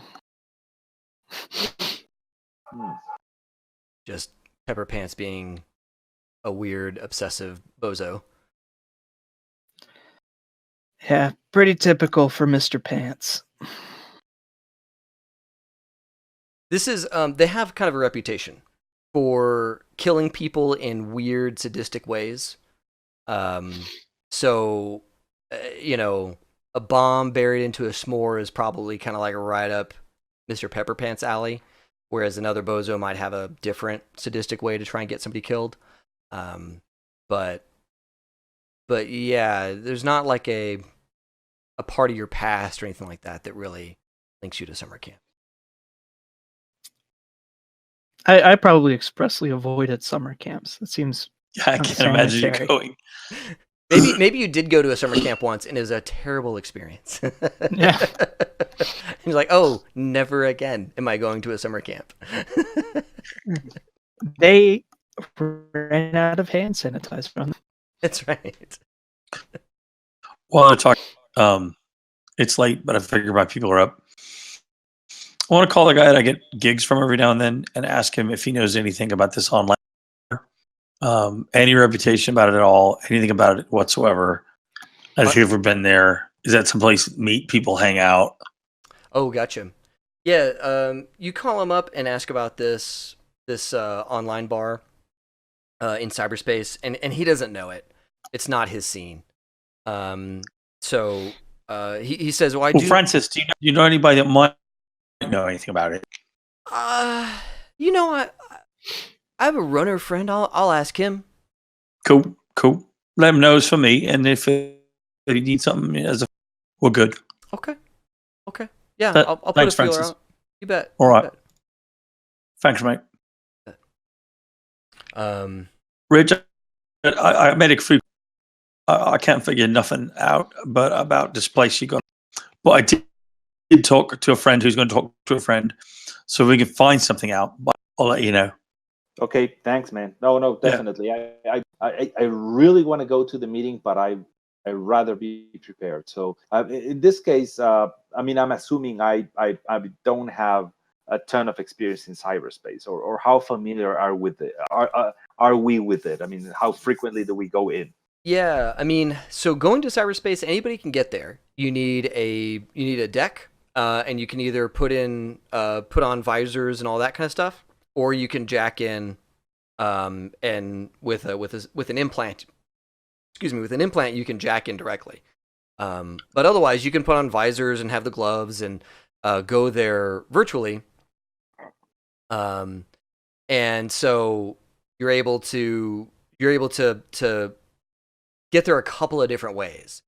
Now, cyberspace is like a completely different place. You move forwards, backwards, and you're on this plane of existence as you move around. And corporations have their big data vaults, and there are these big towering expanses in cyberspace, and they're all kind of physically, digitally represented.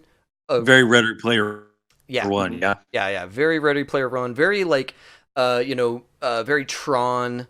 In terms of you're on the grid and you move around and all that good stuff. So it's like that when you're there. So everything is similar but different whenever you're in cyberspace. But you don't need anything super special to get there. You do need a deck and the goggles and all that kind of stuff to get there at all. But you don't have to be a netrunner necessarily to do it. If you wanted to do anything fancy or dangerous, you would want to either be a netrunner or have a netrunner friend. And that's what I was going to say is we probably want to set you up someplace physical with a netrunner who can walk bodyguard with you. And then we stay with you, your physical body, and make sure you're all right while you're doing this. Because two things can happen. They can jump you in there, or they can jump you out here while you're in there. Yeah, so I think in this case, okay, so, I mean, we cannot stay here at the lab. It's just... No. Well, I mean, we have the cleaning crew coming anyway, so I think, I mean, we can probably just go to a hotel or something. I mean, I'd rather be somewhere a little bit safer, and hopefully where we have a couple of exit options. I'm not sure. Once again, I'm not sure what's going to happen. I'm not sure if they're going to try to trace me. I'm not sure if this is really my girl that's actually contacting me. This seems extremely weird. It's so no, I totally agree with you, Trace. So I mean, we could probably set up a camp somewhere safe. You watch out for me. Anything you see, anything weird, you unplug me, and we get the hell out of it. I like the idea of being someplace public rather than someplace. So if we can get to kind of mid-afternoon, one of the places we can play, one of the bars where it's not too loud yet because it's not night. We're talking afternoon. And we get you and a netrunner in a booth doing your thing. And it doesn't matter how loud it is where we are because you're going to be plugged.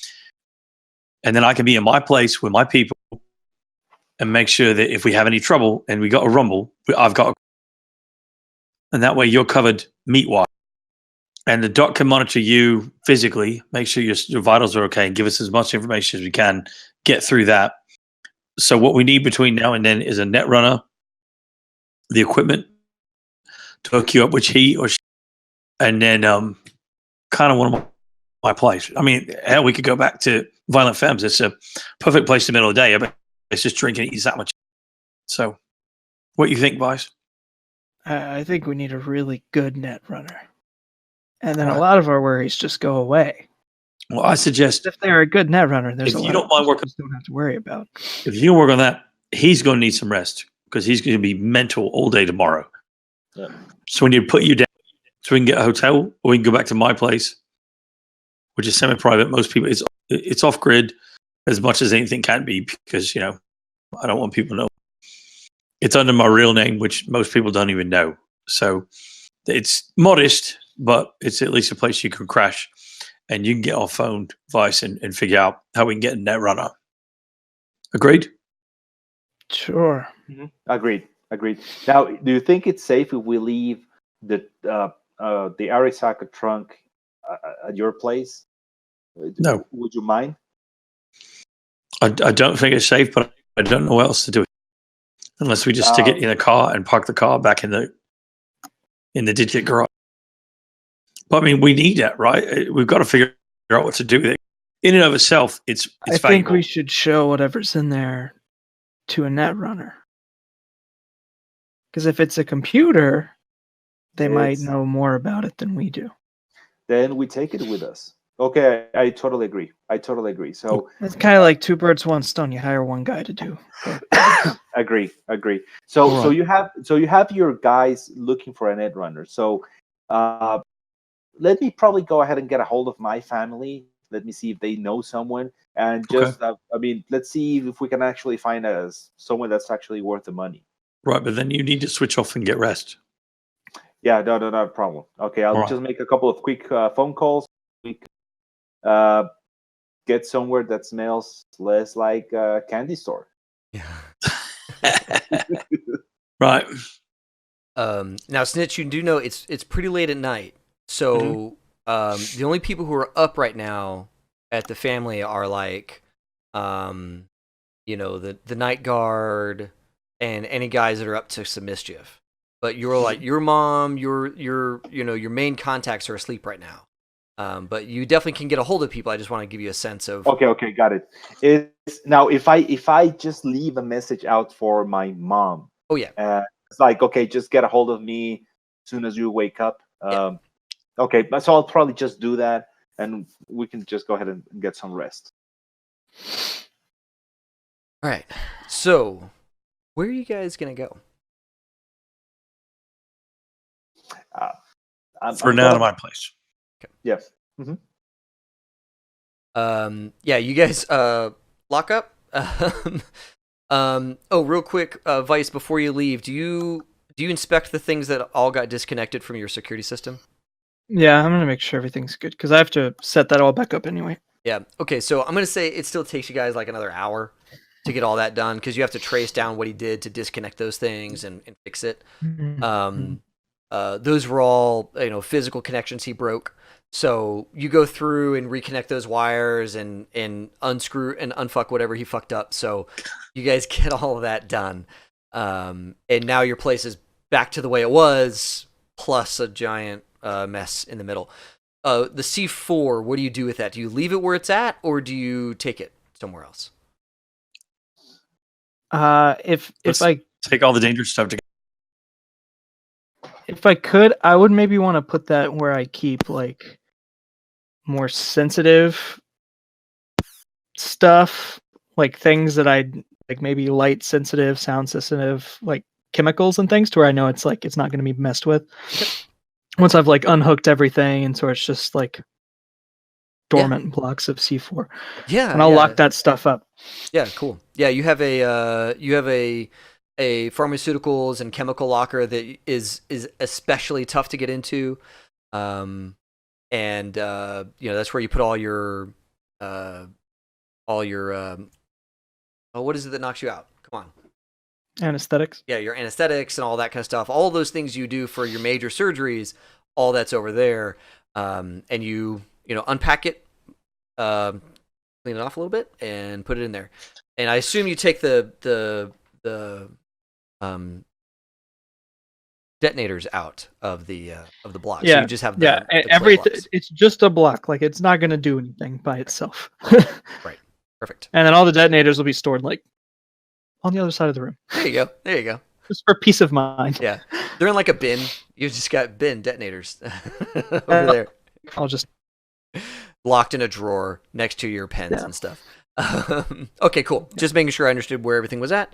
You guys get in your car and head to Trace's place. Yep. Awesome. As far as my business is concerned, I'll closed.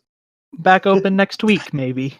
Yeah, your little automated scheduler system is going through, sending out messages to people. I'm very sorry to tell you, but Dr. Weiss has a prior conflict that just we've got to move your appointment to whatever. Those emails are all being sent out for you right now. Yep. Beautiful. All right, Trace, what is your place like, man? Very modest studio.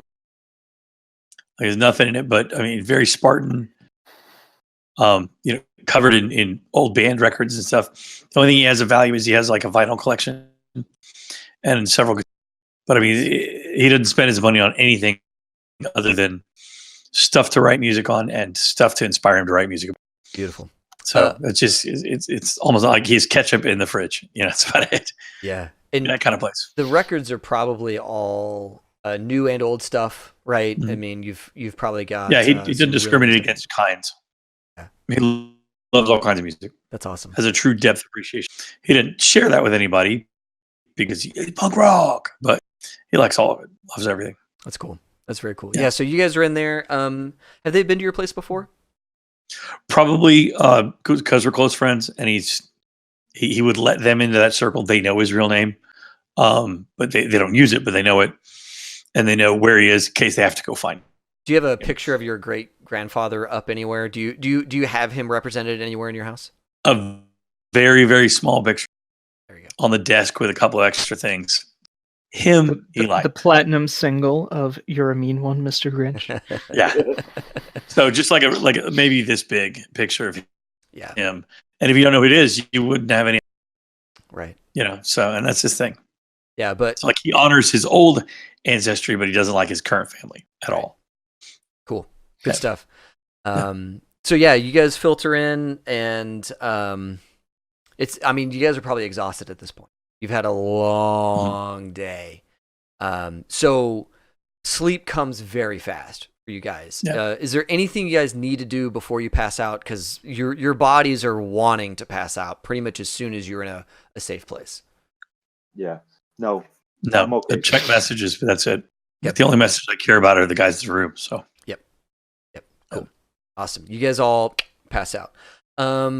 We're pretty close to 10 o'clock. Now would actually be a pretty good time to take our little break. Does that work for you guys? We take like call it a 15-minute break. We come back at, what is that, 10:03 or something like that? Got it. cool. Okay. Sounds good. Awesome. All right. Well, so everybody at home, we're going to take a short break. We'll be back in about 10-15 minutes. It'll be just after 10 our time central, so 11 if you're Eastern, or earlier if you're not. Or math. Yeah, math. Do your math. You know it. Welcome back, everybody. And welcome back, players. We were just talking offline, wondering how Benny did last night. With you guys really hooked him up. You had like 3 people, lovely ladies, saying, "Hey, my boy's back there. He's got a nice room," And then you guys hired him a cool hunter, right? Somebody who's like a built-in party animal to make sure he has a good time. If Benny didn't have a good time, something's wrong with Benny at this point. Yeah. At this point, I'm out. I It's did a my Benny thing. problem. Let him have a good time. Set him up. Yep.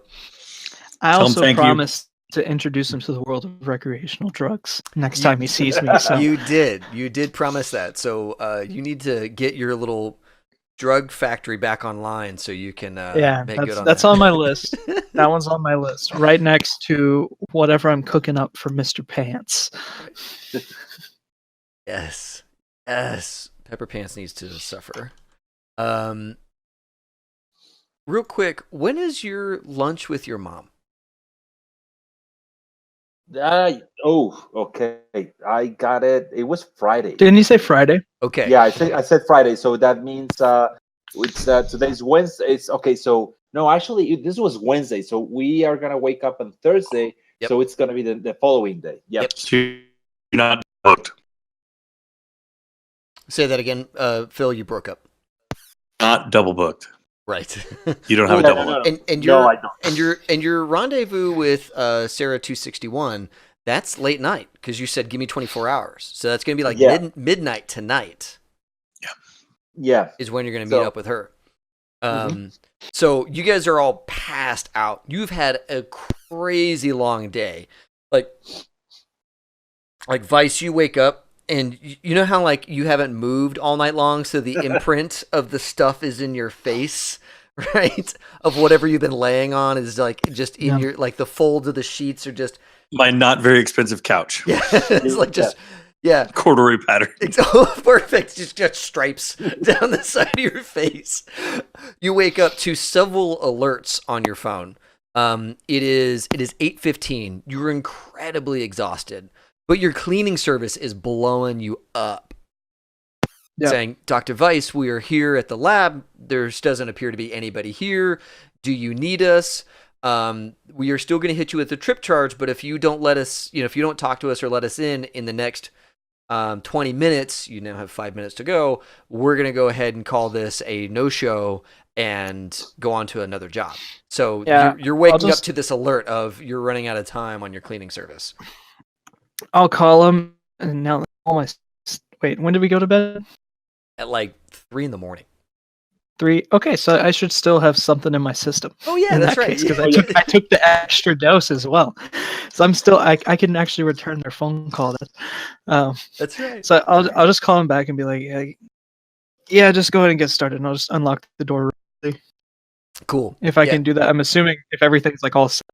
Yeah. And the guy says, "Are you sure?" And you hear him open the door. He goes, "Oh my fuck." Yeah, okay, we'll call you back. Sounds good. Click. And you're kind of sitting there. You could totally go right back to sleep. Your body is like ready to go back to sleep. You glance the other couch. Snitch is passed out, and Trace is in his bed somewhere. You're sure. The place is dead quiet. I'll check my watch and be like, 5 hours. That's a new record.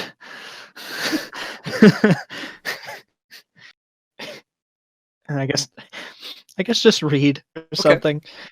Cool. Yeah, you kind of wake yourself up a little bit and are reading. Around, I'll call it 9. The two of you start to rouse. After what is that? 6 hours of sleep. I'll actually start researching net runners. Okay. I'll be productive. Okay. Yeah. Give me a library research while these guys are doing their thing. I knew it wouldn't be a waste. It's never a waste. There's always a use. So library search is 24. Okay.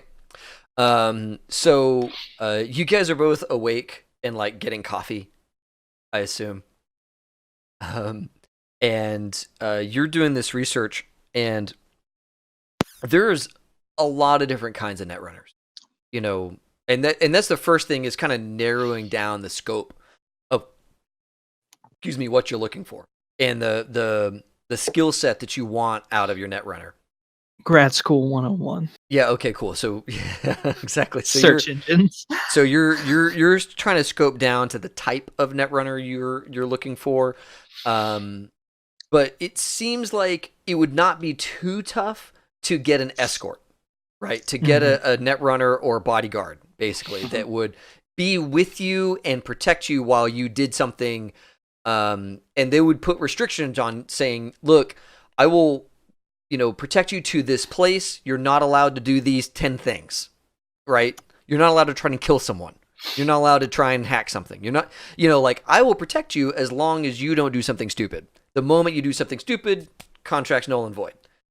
There's other netrunners that are like, I'll protect you no matter what. You want to go and knock down the door of some crazy institution? Sure, I'll watch your back. Whatever.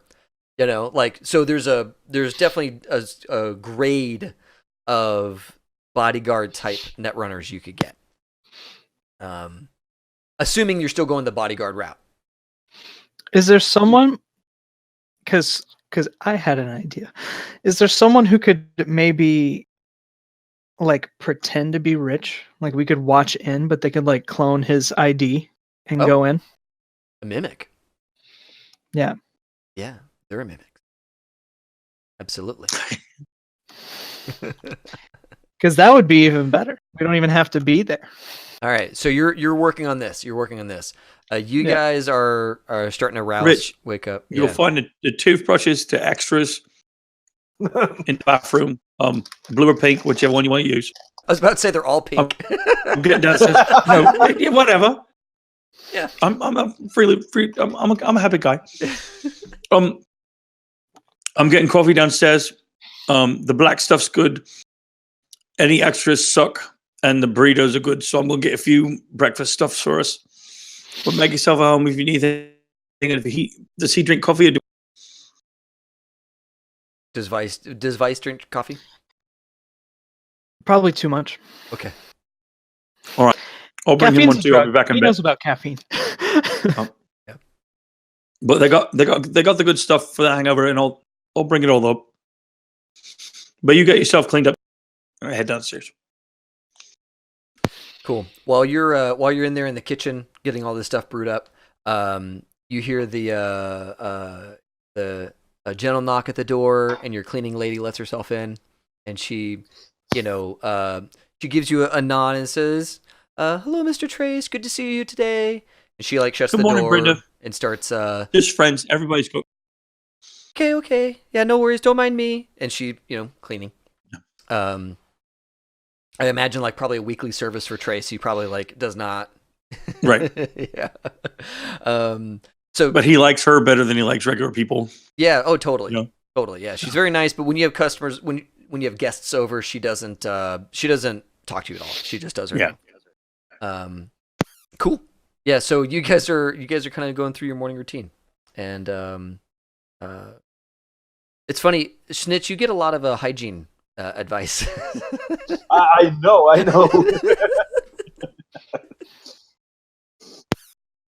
Feel like he's, comfortable in the house. I make her a cup of coffee too. I know what she likes. I have it exactly the way she wants it. Perfect. That's the kind of friendship he has with her. Like, Oh yeah, Yeah. it's like milky Yeah. with a bunch of sugar in it. Mm. And it's she big smile as soon as you start walking towards her. She's like, "Oh, thank you so much. I love this. I love the way you make it." She just drinks it the whole time she's doing her thing. Vice has a black cup of coffee. If there's an espresso maker, he has espresso. Yeah, you're absolutely. You have a little espresso button and. Psh. click. Like just All straight, like 3 or 4 shots of espresso Yeah. and nothing else. I figured you were kind of twitchy. Not even water to dilute. It's just No. Got it. just Yeah, just straight espresso. bitter caffeine as direct as you can get it. I'm not here to enjoy this. I love it. Yeah, definitely. So you set this really like noxious combo on the table next to him. Nothing you Trace would ever drink, but he Right. again. Cool. And you can see he's researching a bunch of stuff. He's got like Netrunner stuff up on his screen and all that good stuff. Mhm. Okay, so Yeah, so I know not to interrupt him. I see what he's doing. I sit down and put on my bunny slippers and sit over by off the So- couch. yeah, so Vice, anything specific you're looking for? And have you found anything interesting? So we can go about this one of 2 ways, right? We can get you body. Hey, I'm sorry, Ethan. Are you breaking up a little bit? Is he breaking up for you guys too? Oh, okay. Or is it just me? Yes. Mhm. Okay. No, Yeah. he's breaking up a little I see bit. my connection's kind of spiking. You should be good now. Okay, cool. So he's like, yeah, so 2 ways we can go about this. We can get you a body, or we could get someone to look like you and go in. Okay, that sounds But here's the thing. okay. If we can do that, they could have done that. Okay, so why don't we do this? Okay, tell you the truth. And I don't want to be paranoid about this, but I'm very paranoid about this. No, me too. Okay, so here's where I have the struggle. I really want to see her, but it's Arisaka. I cannot trust them. They are really out to get me. So, okay, so if you can get someone in there who looks like me, can I go in as a bodyguard? If it turns out that everything's fine, I really want to be able to talk. But you're totally right. I mean, if they can make someone else look like me, they can make someone look like her. So I don't know, just double check. What do you think about it? Sounds expensive. So you want to go in as Cyrano de Bergerac, but you want to be in there as you too, Yes. right? It sounds expensive. How expensive? I I've have got no money. idea. Okay, I don't have. It just sounds like it would be expensive. I don't have as much money as you do, but if you can figure out how much it costs, I don't know. We can see where it takes. If it's way too expensive, we can probably just go out and get a nice bodyguard. I mean, we can see where it takes. let's think this I don't through know for a that minute. it's like unattainable, but you know. If you go in looking like you and you bring a real bodyguard and it's not her, at least you got some heavy. If you go in looking like some other bloke, like you're the bodyguard, and you bring your mimic and it's not her, then you got you and your mimic and no heavy. Okay, that's a good point. So, I mean, if you go in anyway, So we hire the Go in mimic, and then we hire a bodyguard for the mimic.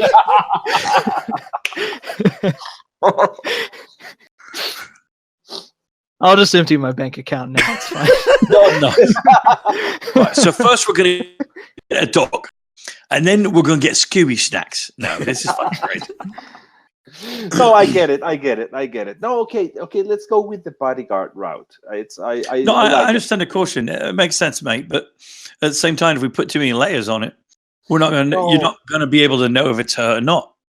Right? Yeah, no, I totally agree. If it's really her and it's really you, you can read her reaction, right? You're totally and you might right. have a better chance of knowing it's her.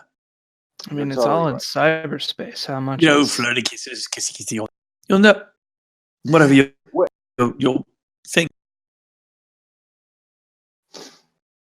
Well, I mean, you're right. I mean, it's cyberspace. I read her, but I really want what she wants to talk about with me. So let's put it this way. I mean, I see your point, Trace. If it's really her, it'll be more of a regular chit chat, and I'm just gonna have a bodyguard listening to my core stuff right beside me. If it's really not her, she'll jump right into business, and that's what I'm afraid of. I mean, the piece that it's at least was like a red flag for me is she started asking about some research I was doing for Arisaka before I got fired. Now I kind of like I thought I stumbled upon something, but I mean, she was really never interested in it. I mean, we talked about it, but I think there's a possibility that it might not be her.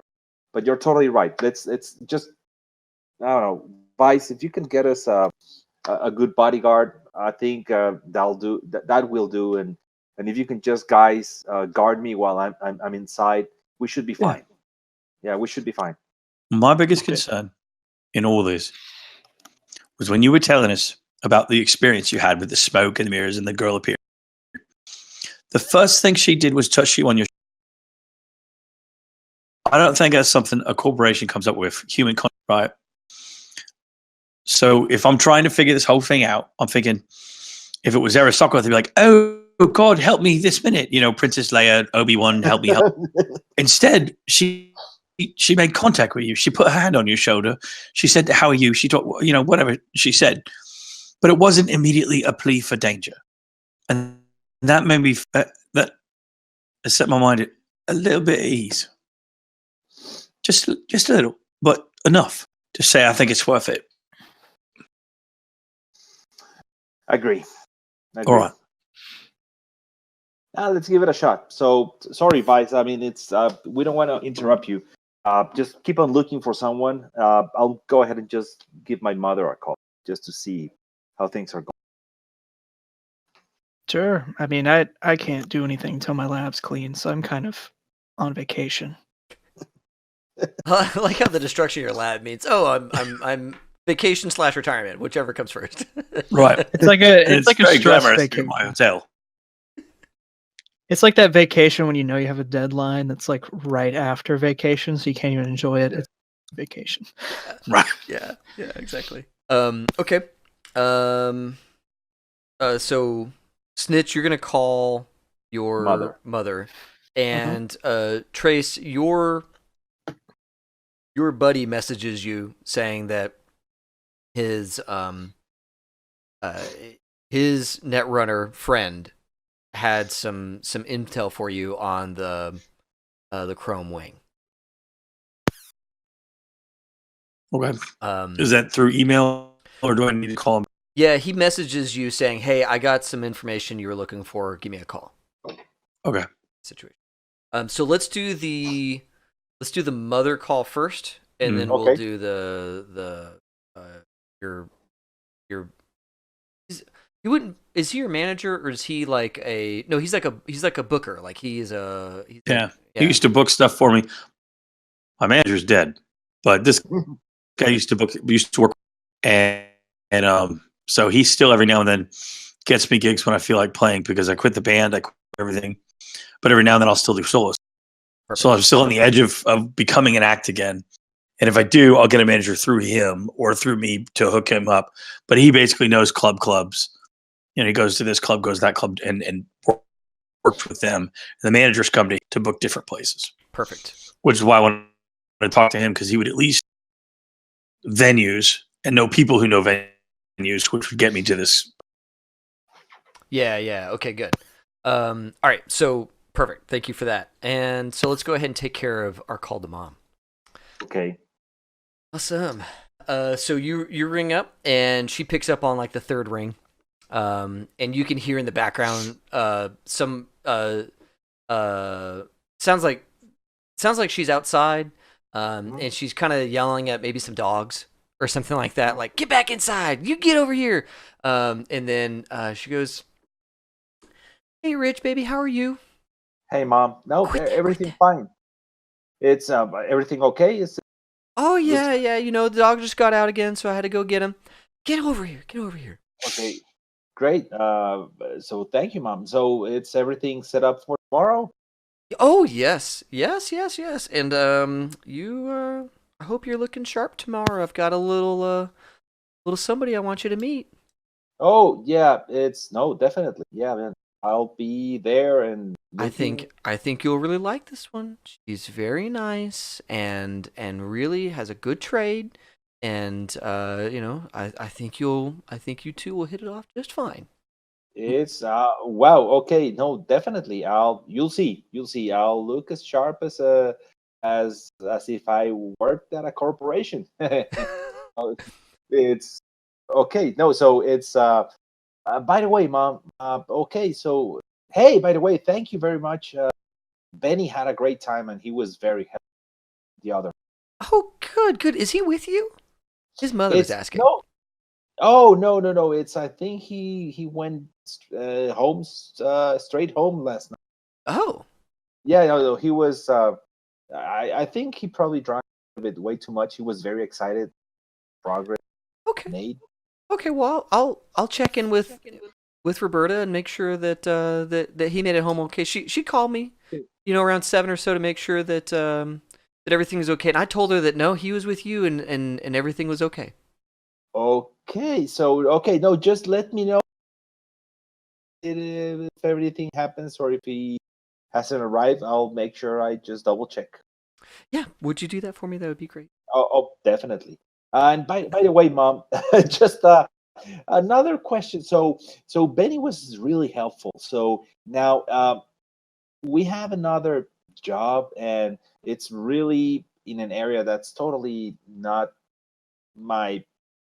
I'm not. I don't feel comfortable. That's not my area of expertise. So I'm not sure if you know any good net runners who could probably help us. Ooh. Let me think. Go ahead and roll your family. Okay. So man, so the family, you get to add stats or just a straight up family? Yeah, no, it's family plus let's pick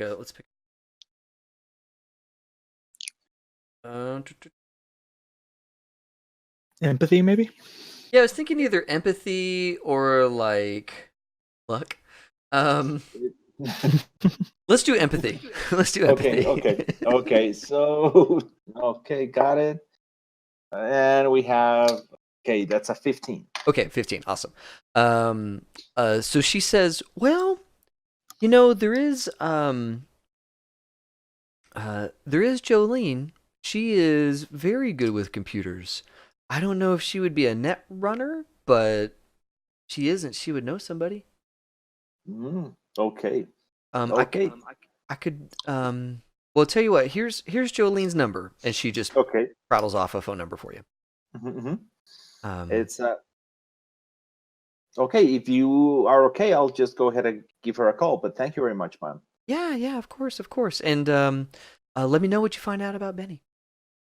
Okay, definitely. I'll do it. Real quick before you hang up, Trace. Okay. While he was talking, you hearing this side of the conversation, I recognized Mom asking about Benny. So I got Benny's number at the end when I was telling him how to party. So I texted him real quick. Okay. See if he answers. Benny, you alive, mate? Yeah, he texts back. Yeah, man, last night was it was amazing, man. Okay. I just Emojis. turn my phone around and show it to Rich while he's still on the phone with his mom. Cool. Mom, by the way, no, it seems like Benny is okay. It's like he just was out with some friends. I'll make sure he gets home as soon as possible. Don't worry. Tell his mom that everything's fine. Okay. Check in with your mom, dude. Yeah, you get back a oh shit. I figure he's got it. Yeah, cool. Yeah, situation solving itself now. Benny remembers, oh yeah, I have a mom who's crazy. I can't mess this up. Yeah. Cool. Yeah, because now Benny feels the pressure to get it right so that he can. It's not our fault. She'll never let me hang out with cool cousin Rich again. I know. He's this close to never getting to do cool things ever again. So yeah, he's got to make this right. We'll have to find a new techie next time. Yeah. Well, almost you already have to because of the way he botched that. Yes. Oh man. Yeah, but Okay. now he owes us. It'd be fun. I would give him another low stakes job. Oh yeah. Very low stakes. Nothing high stakes though. Not until he's proven himself. Oh man, that's great. Then he needs to earn some IP. That's right. Yeah, he First. needs to level some stuff up. Cool. So you guys solved the Benny crisis, and you have Jolene's number. Okay. Got it. So before you call her, let's get Yep. Trace, you and your contact, your buddy. Right. And he goes, God, what time is it? Fucking sun's up this morning. Trace, you fucker. What's up? It's not that late. the I'm guy. up. The guy. Yeah. Okay. So here's the deal. He said that bar is actually owned by like one of those big corps. And it's like where you can go to meet some of their people. Fuck, who was it? Fuck. Arasaka. That's who it is. They own that joint. No, that can't be right. That's not right. That's not right, is it? That's what he said. I don't fuck, dude. I can ask him again. No. I just didn't like the answer. It's not that you got it wrong. I said didn't like it. Oh, okay. Right. What else did he say about it? Anything at all? No, just that's he's I asked him like, hey, what do you know about this place? He goes, 1 second, and he came back. I heard some D10s rolling in the background, and he came back and said, yeah, that place is owned by Arasaka, and it's like where you go to meet, agents of Arasaka or like employees of, it's like a. No, I got it. All right. Do you have something going on with Arasaka? Oh no, fuck those guys. I hate those fucking guys. Nothing at all. Okay. But it's all good, mate. Thanks. Awesome. I got a new thing I'm starting to work on, and I may want to play here next week. Oh, I'll give you a call. you got a new tune.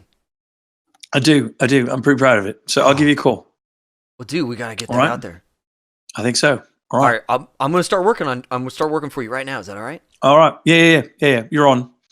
And I'll send you what I got. Probably. All right. I appreciate you. You came to me first, right? You're the only one I come to, mate. So you're the only one she trusts. Love you, Trace. All right. It's All right. You all have about a her, mate. All about her. fantastic morning. Bye. No. Boy, we're fucked, boys. That's the Arasaka bar. That's where you go to meet your Arasaka friends when you want to have a sake with an Arasaka mate. You're walking into a trap. I mean, that's logical, I think, for an Yeah. Arasaka employee to meet someone that. Is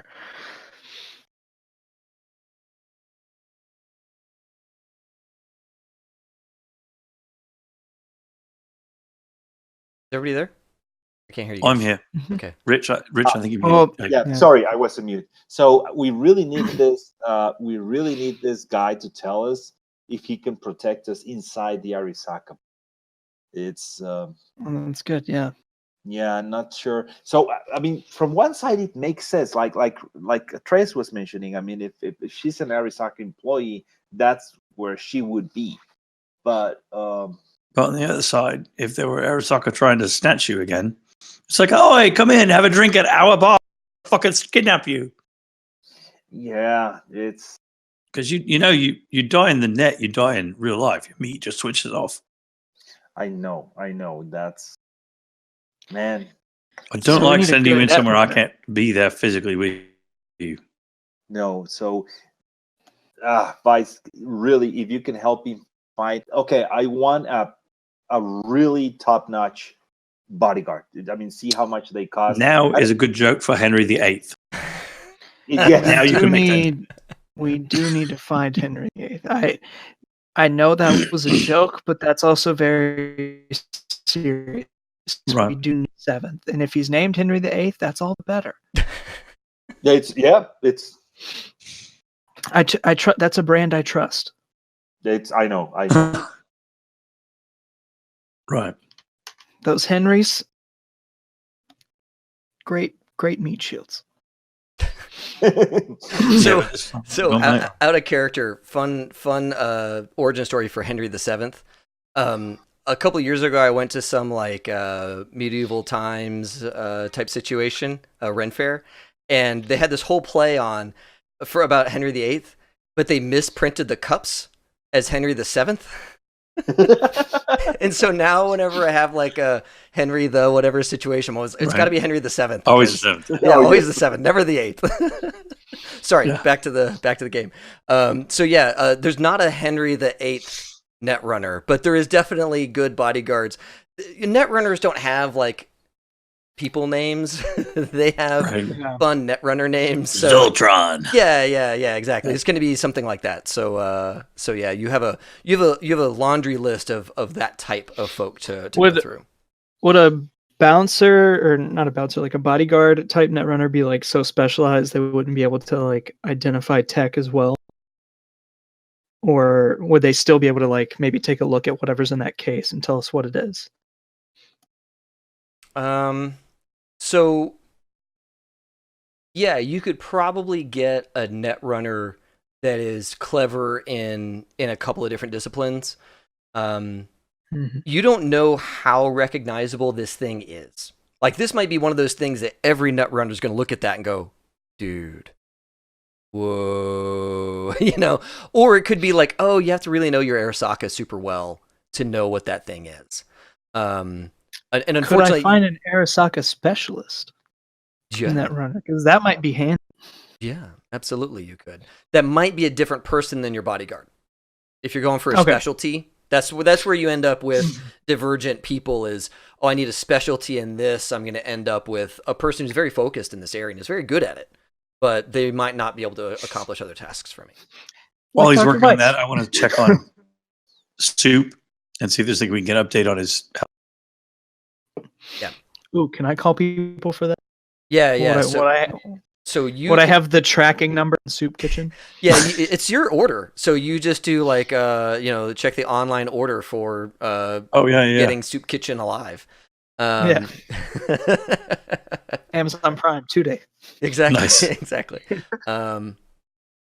If he dies, I get a $10 credit. That's terrible. I mean, if it works like Amazon. Right. Okay, so you check this guy out. You check out Soup Kitchen, and you pull up your order form, and there's all this legalese and click. You get all through that. There's a little ad that plays, and the deal is that Trauma Team they categorize 10 layers of death. So there's dead on the streets. Like when you see someone die, they're at the very least at dead 1.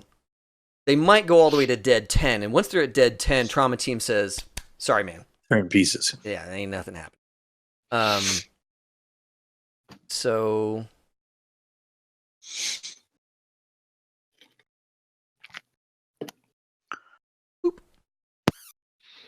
sorry, had to block a guy. Okay, so the I hate having to do that. It's so bad.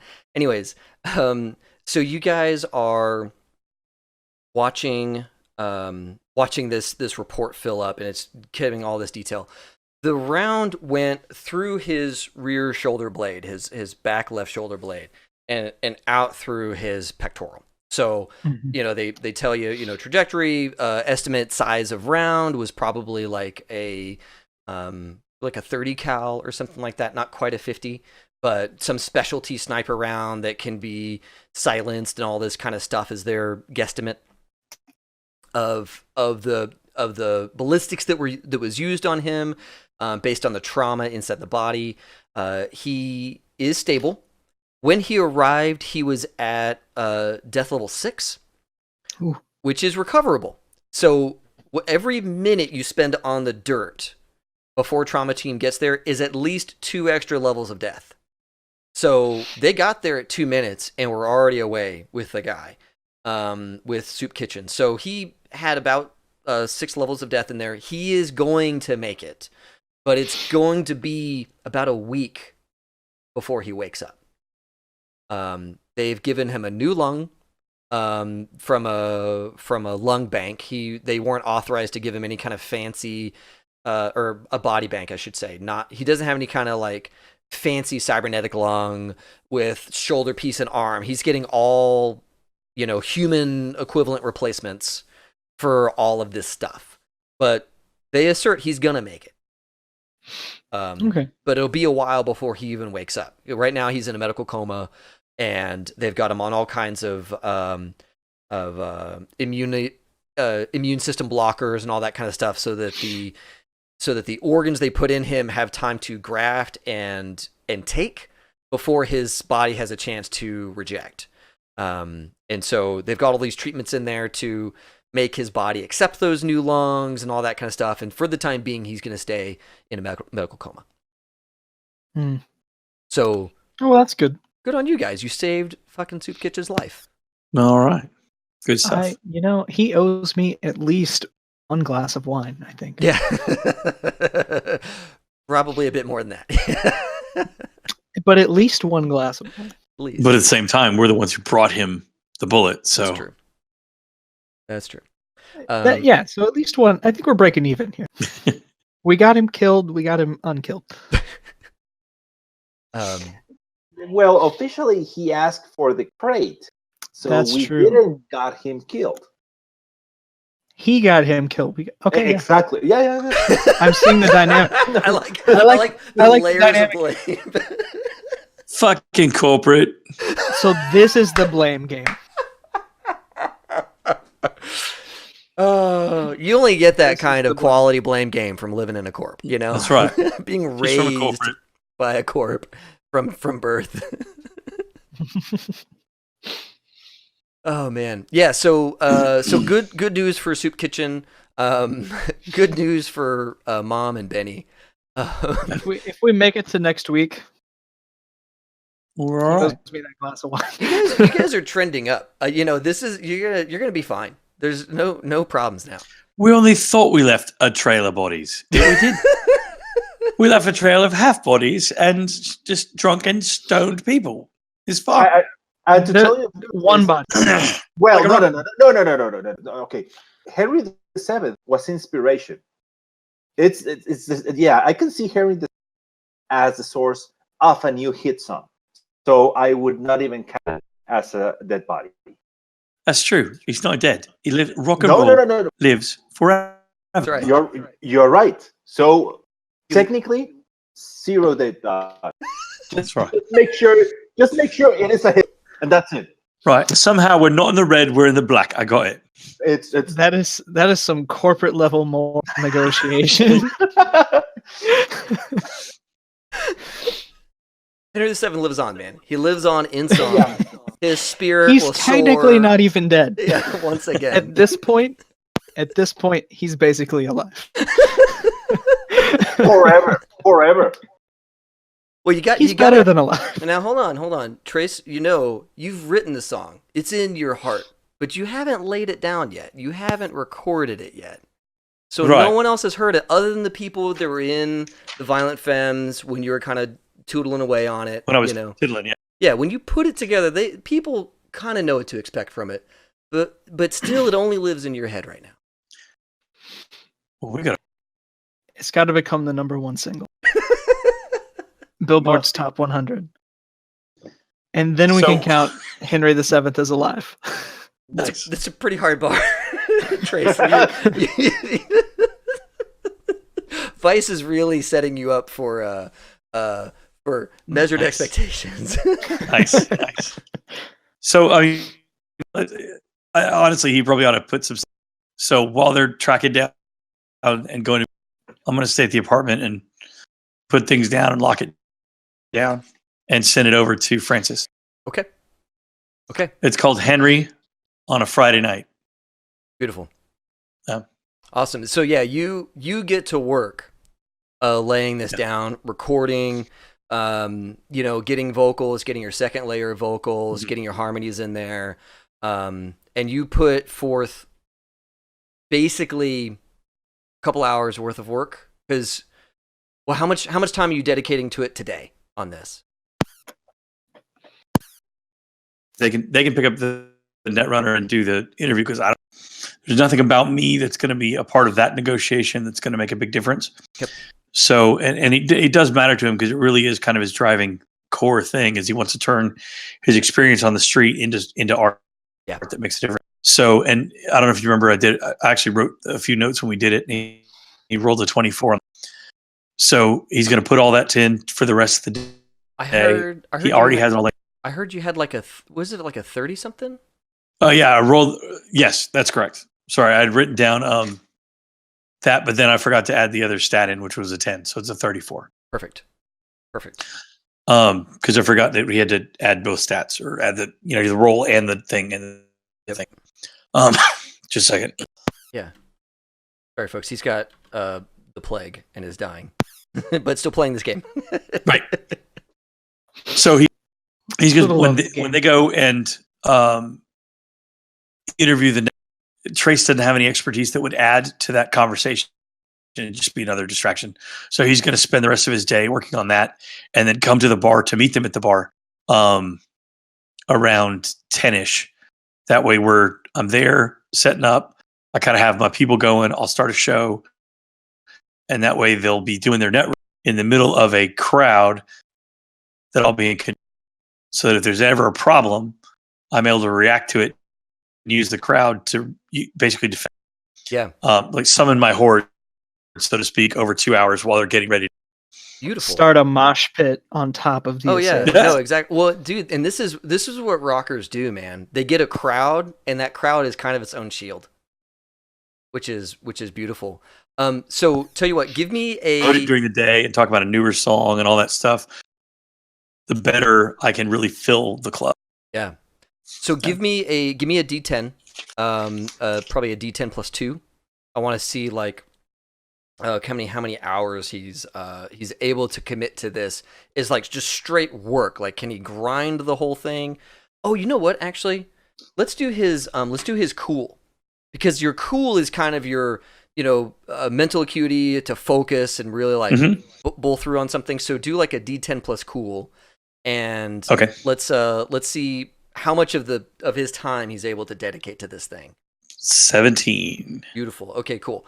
So with that kind of a roll, I'm going to say that he has to take like a couple of mental breaks to clear his head and get calmed down and all that kind of stuff. Because this is still a heavy song for him. But he's able to really grind out a lot of effort today. So we're going to go and handle some of this other stuff. But let's let's say you get started around 10. The stuff is going to get at midnight. So I'm going to say that he's going to do probably 9, 10-ish hours of like hardcore work. So go ahead and give me a roll for each hour of effort and kind of tally all that up. And we'll pick that up later because I want to see like the sustained effort, what your total skill is with building this song in a studio kind of by yourself. Got it. And I've got play instrument and perform as far as skills to go. So I don't know which one you want me to do or which check you want me to do. Yeah, you're going to have to alternate. So you're going to have to do half of those at play instrument and half of those at perform. Cool. So, because you're going to be doing both. All right, cool. I'll put it all together. And I'm going to spend 5 luck points. Love it. On the first roll. Love it. Thank you. All right. So you two, he buries himself in the studio. And you know he's going to grind down and get to work. So you guys are kind of cut loose and free to do whatever you need to for the rest of the day. I guess, does Rich want to call Jolene Yeah. first? See if we can get some extra leads. Because Exactly. I have my like Mhm. top 10, but Yeah, if we can get someone from the family, probably better. So yeah, I'll give her a call. Okay. You call Jolene, and she does not have the same drawl as the rest of your family. And you know that this is probably a conscious, constant effort on her part to work that out of her vocabulary, right? Because she grew up with it, and now she's in a different space where that's not appropriate for her anymore. So she's really worked it out. So she goes, "Yep. Oh, Rich, what can I do for you?" Hey, how are you, man? I'm doing well. Okay. One second, actually. Yeah. Quit that. Okay. Sorry, I'm with you, Rich.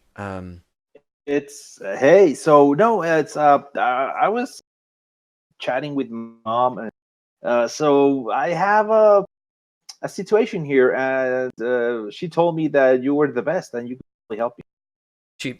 You hear her kind of lean away from the phone a little bit. And she goes, "Fuck you, fuck you, fuck you." Sorry, Rich. Somebody got the flag. Sorry, my mom or your mom? Yeah. I can help you. My mom. Yeah. Okay. So okay. Okay. So so I'm looking here for a net runner. I have a kind of like a job for a very good net runner. I want to know if you're up for that sort of jobs, or if you know someone you would recommend me. Oh, you need a run? Yeah. Yep. Well, Rich, what kind of? Tell me more. What kind of run? It's you. Okay. Actually, 1 second. Mhm. All right, I'm out of the game now. Okay. You have my undivided now. What kind of run is this, and what do you need? Okay, so yeah, I need to meet with someone. Now, the trick is apparently where we are gonna be meeting, it's a bar that's actually run by one of the corporations. So first of all, I want some expert advice just to know what sort of trouble we could be getting in if we go into, let's say, a corporate space. Not sure. I mean, if that's safe. And number two, it's I'm guessing I probably need someone to act as a bodyguard. I mean, who could probably just protect me while I'm there. Unfortunately, if I could, I would not do this. But I really need to get in. I really need to meet there. So I'm kind of like between a rock and a hard place. Sure. Well, okay. So in the net, there are some dangers. There are things that can get you. It's other runners, right? So if I got into a fight with someone, that could be lethal for one or both of us. And then there's ice. There's the if you run up against a firewall, like say a big corporate, their firewall is going to be lethal. It's going to be black ice. and if you do it wrong, it'll get you killed. Now, it doesn't sound like you're going to be going up against a firewall, so we don't have to worry about that. But we would have to worry about other runners. And being on their turf would probably mean that they had some sort of they had some advantages. They probably had to have some programs preloaded. They could, maybe their stuff ran a little faster than my stuff, or someone else's, third party. So there are some dangers, but, whenever I run, there's two ways to get in. You can jack in, which makes you fast and combat ready. Right? Like when I go in, that's how I do it because I want to be quick and responsive. I want to have the closest connection to the net as I can get to cyberspace. But that puts me at risk because the trodes that I use to connect my brain to the net, they can fry my brain. I put in all kinds of defense to make sure that doesn't happen, but it is a risk. You can also get in with just a pair of goggles and gloves. So, you really can't do much. You can have a simple conversation with someone, but you're not at risk of dying because you're not plugged in, at the brain stack. You can't really be involved in a fight. You really can't do much, but you could have a conversation with somebody. Got it. So I think. So if it were you in your first time and you're not ready to go get cybered up, I would say go the goggles and hands approach. Yeah, I think that's probably the best way. And would you suggest that I take someone as a backup? Is there anything that can go wrong if I go this route? Well, you wouldn't die, from if somebody were to try and kill you, that wouldn't happen. But if someone was trying to do something other than kill you, you might have problems there. Like, let's say they try and trace you back to where you are physically. Or they try and listen in on all the things you're saying. Like, maybe you think this is a private conversation and somebody's trying to eavesdrop. There's nothing you could do to stop that because you're not jacked in. Got it. I think that helps a lot. Okay. Thank you very much. I think that'll be it for now. Okay. Call me if you need more. Okay, great. Thanks. You hear the game boot up again, and she. Okay. Okay, Vice. Okay, so I just had a nice conversation here. So two things. One is I think we are definitely gonna go the goggle way. I mean, it's at least with the goggles and the. I think it's gonna be safe. Now, definitely, that's what I thought. I mean, the downside is they could definitely try. That's what the part that I'm concerned about.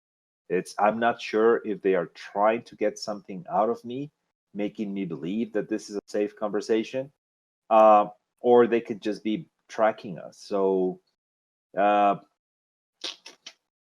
think right now, I would probably say let's go without the bodyguard, but let's try to figure out, okay, I think we need to define at least a couple of escape routes. I mean, whatever we're gonna take this conversation, I think we need to have a couple of options, because what I'm afraid of is they might actually come in, and I mean, if they're actually tracking us, they might want to get a hold of us. That's what I'm afraid of. Okay, so we need someone, I think, to look at what's in the box. Yeah, it's probably where we need to spend the money. Yeah, let's spend it on that one. Yeah, because if you got the goggles and the gloves, whatever. We're gonna have Trace whip up a big crowd, right? So that could help if they try to find us. Because if they find us, we got a little time. Yeah. So that can help on that front. Oh yeah, we need to know what's in the box. Yeah, and let's know if it's actually worth something or if it can help us with something. Yeah, let's concentrate on that. Yeah, and I mean, they can't trick you into thinking it's a safe conversation. You decided it's not, right? No, yeah, and if it's not her, I'll see it immediately. It's so yeah, we shouldn't worry about it. Let's look for someone just to tell us what it is. I mean, even if you think it's her or it seems right, it's still probably not a safe conversation. Yeah. Just- Anyway, so My 2 cents. yeah. No, got it. That, Got it. that'll help maybe. But yeah, so let's call somebody up. I think let's look see what's in the box. Mm-hmm. So I guess at this point I'm probably looking for like an Arasaka specialist. Yeah. Yep. And you narrow it down to a couple of specialists that are taking walk-ins, right? Taking new customers. We probably need a streetwise role to get access to these people because again, neither of you jack in, so you're not going to meet them on that turf. You need to meet them via the street. So if either of you can roll a streetwise, I'll do it. Okay, yeah, I was about to say, I Yeah, think 'cause I Snitch, don't you've got have all any. that. Okay, yeah, fair enough. Yeah. I can use Google. And they can say, "Oh yeah, a circle bin on that one." Okay, let me see. So so we have very good. So that's a 24. Awesome. Nice. All right, cool. So on a 24, you know a couple of guys to call. You've done a lot of corporate work, and every so often that corporate work gets you very close to a netrunner or someone who knows a netrunner. And so you've put out some very subtle feelers. It takes time. Here. All right. It takes 4 hours to get a hit because you have to put out the feelers and assurances and yada yada yada. But you get call it number 3 on the list of say top 5. You get number 3, and you get a burner number to call. You know that this is a one-time use phone number that is apparently going to get a hold of this guy. Once this call is over, that phone number won't work anymore. Kind of situation. Also, probably for the purposes, I'm going to say I'm unmedicated. Okay. For the time yeah, being. yeah. It's been enough time. It's been a while. Cool. Even with the second dose, probably. Oh, because I don't think it would stack. Yeah, as far as like time is concerned. No. That was more just like to make me feel better. Yeah, and in this time during this 4-hour window, while he's doing all the streetwising, he's moving around and doing all these plays, you get your quote from the cleaners. Mm-hmm. It's gonna be. I'll be right back. Yeah. Okay. It's gonna be $4,000 a day to get the lab cleaned. They feel that they can get it cleaned well enough after 3 days.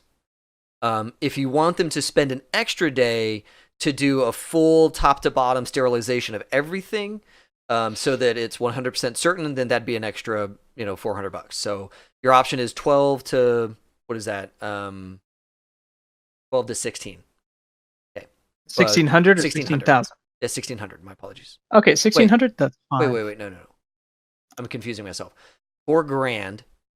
Okay, so 16,000. Yeah, 16,000. Thank you. Okay. I'm neurotic enough to pay that money. Okay. Yeah. Pay for the extra day of the sterile. The extra day. Yeah. Okay. Perfect. But that's a long time to be out of business. Yeah. Now you have access to your place. Exactly. You can get in there, but you're right. There's not much you can do while it's getting cleaned up. If I could maybe get them to prioritize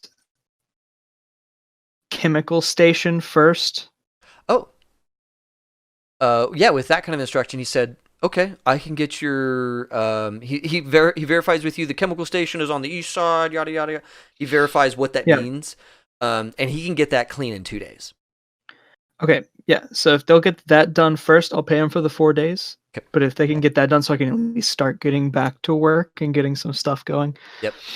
So because the surgery is not my main right. form of income. Right. Yeah, it really isn't. So the first day, so today is one full day.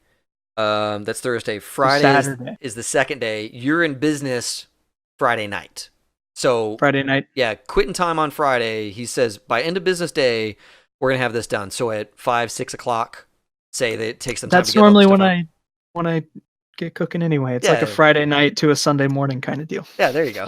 Perfect. It's like it's all good. Okay, so I'm gonna go ahead and mark that off. that I've spent. Okay.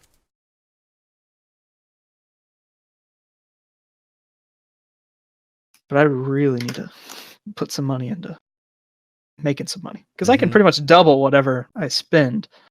Right. Yeah. Yeah. But I have to have money to spend. Right. Right. Yeah. Of course. Of course. So Cool.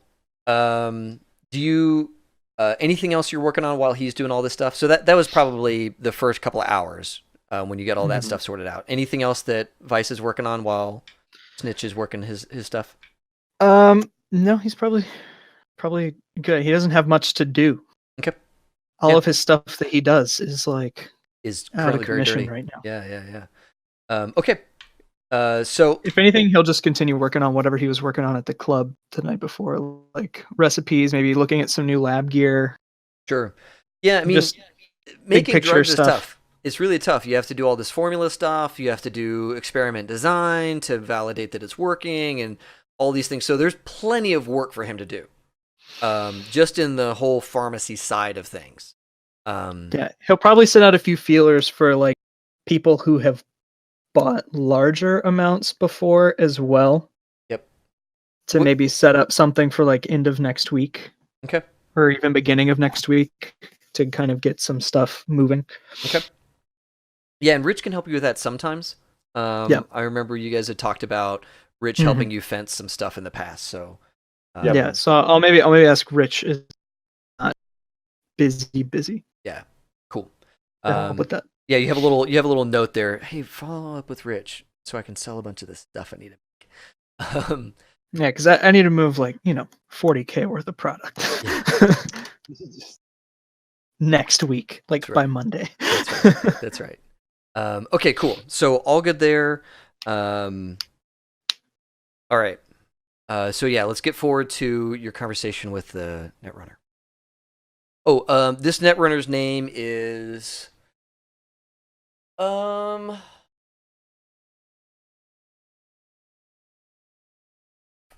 Netrunner's name is Burning Chrome. Okay, got it.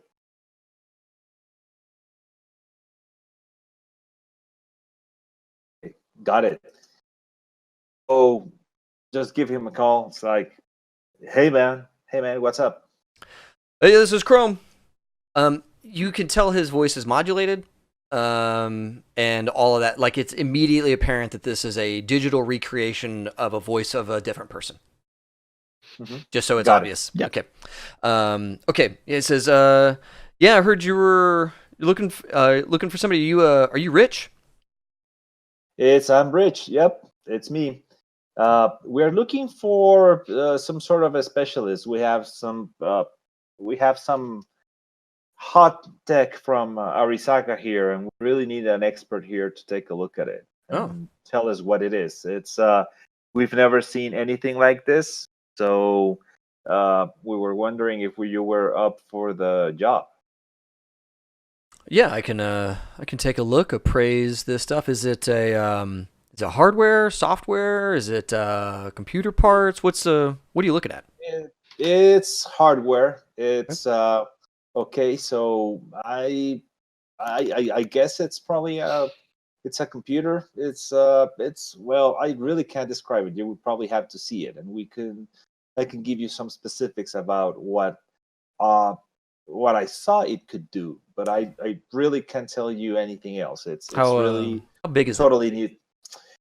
It's probably about the size of I don't know. Say let's. When you saw it, it was like, remember, it was in a case that was like this big. You know, it was like it was big enough for one person to carry, but inside it was probably 1.5 by 1.5 by 2 feet. You know, I mean, it was a big block metal just formed around this computer. You can hear it, little coolant system working and all that kind of stuff. Oh, okay, got it. So it's okay. So it's probably the size of a regular, like a desktop workstation. So about a foot and a foot by a foot. So, Okay. Yeah, that could be a couple of different things, like a remote terminal or okay. Tell you what, is it mm, I imagine you're not the original owner. So let me ask you this: is it still with any other Arasaka equipment? It's no. It's no. It's inside a crate. It's not. As far as I can tell, it's not into it. Is the crate an Arasaka crate, or is it one of your crates? It's an Arisaka crate. Okay. Well, I have a place I'd like you to bring it to, but the first thing is you need to take it out of that crate and put it in another box. Mm-hmm. Got it. And once you do that, there's a jewelry store on he names a street. If you knock on the back door, tell them that BC sent you. They'll bring you to a place where I can take a look at it. Got it. Okay. How soon can we meet? You can come over right now. Just so you know, the way my fee structure works is if you put it on the table and I like it, you can either walk away not knowing what it is and not getting anything from it, or you pay me and I give you information but I keep it, or you pay me and I give you information and you get to walk away with the box. And the amount it's going to cost you is based on what it is and the value of it. Sounds fair. All right. Okay. Got it. So see you right over there. Okay. Yeah, he clicks, and you search it up, and sure enough, there's a jewelry store on Womack and 6th that is you look at it on Google Earth or whatever, and it it's right there in a little mini mall, and there's totally a back door and all that good stuff. Got it. Okay, so Vice, you want to come with me? I'm not sure how you're doing. I'm gonna deal with some folks. I know that's not really up your alley, but if you want to come with me, you're more than welcome. I'm not gonna talk to anybody, but I'll come. You can be right behind me. You don't speak to anyone. You don't even need to make eye contact. So that's good. I'll wear my shades. Okay, got it. Awesome. Yeah. Great. Okay, so I just take it out of the crate and I look for another box or something just to put it in there. And we just put it over there inside the car. Yep. I get Vice inside and we just drive over there. Yeah. I imagine that Trey still has you probably have some kind of Foot Locker or something like that he could put this in. Yeah. Cool. So yeah, you thumbprint, thing opens. You take this. It's heavy. It's real. I mean, it's basically the full weight of this crate was this thing. So you bring it in its power supply and put it into, or its battery, the thing that's it's juiced off of. You put it into the other crate. Give me an awareness notice while you're making this transfer. Ooh, okay. Let's see. So it's awareness. Let me see. Got it. That's a 14. Okay. Yeah, that's good enough. So while you're making the move, you see there's a little radiological symbol on the side of that battery. Mm-hmm. Like a little radiation symbol on the side of that battery. Okay. Got it. It's okay, but it looks okay, so it's just okay, so I can assume it's probably it has some sort of a It's probably shielded. It's probably not giving you cancer right now. It's probably just saying, "Hey, don't open me." Okay, right? No, got it. And it doesn't show like it's leaking or something, or no, it never took any fire or any of that kind of stuff, so you're good there. Got it. Okay, so I'll just be careful about it. So Which would have been a great way to dick you guys over in the very beginning, as a round goes through Yes. the crate. Yes. Okay, so yeah, you get this thing into Where- the Foot Locker and locked up. What's up? Where are we dumping a crate? Sorry, say again. Where are we gonna dump the Arasaka crate? I Where- don't want it. Okay, it's Yeah, what to do Oof. with that thing? hmm. Hang out. Okay. That's interesting. If you don't want it, you want to send the bozo a nice gift. You can always use a crate. Maybe it is programmed with your biological signature and whatever else you use to access it. So that's probably not a good idea to send. Yeah, we can always, break away just the data pad. But it's an Arisaka box, so it'll be interesting to see what happens if Bosa receives a box from the Arisaka. I mean, he was one from Arasaka, so he might just open. Yeah, I know, but okay, why don't you send payment for services rendered? Like a bill. I don't know. You can put in whatever you want, but I think, if it turns out that they are really working together, it'd be interesting just to see what happens. Just imagine if Boso believes that he was double crossed by Arisaka. I got plans for him. I don't mess with that. Okay, got it. Not a problem. I'm saving up. Got my piggy bank. your revenge piggy bank that you've been shuffling money into right now. I have him written down as Pepper Pants, mortal foe. Yes. So he was coming after you. Now you're coming after him. yeah, the turntables. That's right. Good stuff. So yeah, are you guys gonna leave the crate here, or are you taking it?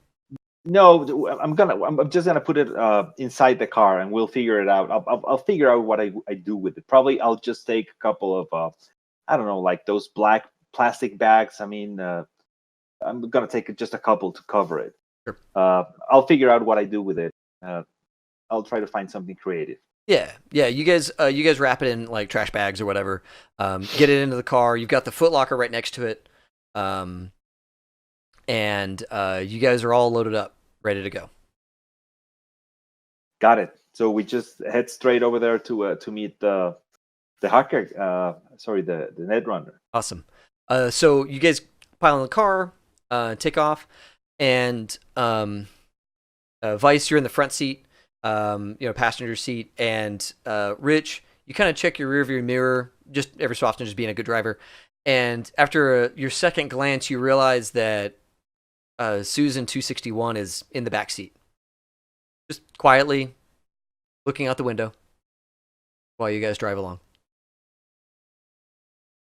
She kind of notices you looking at her and gives you a smile, and then goes back to looking out the window. Okay, I don't like this. Okay, so I just ignore it and I just keep driving. It's starting to give me the creeps, but it's I just keep driving. Okay, cool. Do I see her in the backseat? You do not. Ooh, good to know. I don't tell Vice. I don't want to freak him out. Cool. Yeah. So Vice, so- you don't know that you don't see her, but Ethan, you know you don't see her. Yeah, because I just figured it would be relevant to know because I'm sure Vice is also like furtively looking in the rearview mirror just Sure. from his own. Yeah, his own anxiety is just getting the better of him. Yeah. 'Cause, I mean that the not being on his medication also makes him anxious. Yeah. More than normal. Just Yeah, anxious, don't you depressed, eventually manic. have to roll to see if you have to take it? Yeah, I think. Let me check on that. Okay. I will be checking on that in the background. Okay, cool. But yeah. So you guys make it to the jewelry shop. Mhm. And it's the bottom floor of a, say, 4-story building, and there's a couple other shops on this same building, on the first floor, and there's like maybe a couple of floors of hotel motel type situation, and you tell me how you want to approach it, but it looks innocuous enough. You know, it looks like a jewelry store. Got it. No, so no problem. I'll just grab the box and it's like, okay, just Vice, walk right behind me, okay? So we just All right. okay, we just walk up to to the back door and just knock in there. Okay. Yeah, you park the car, go to the back door, give it a knock.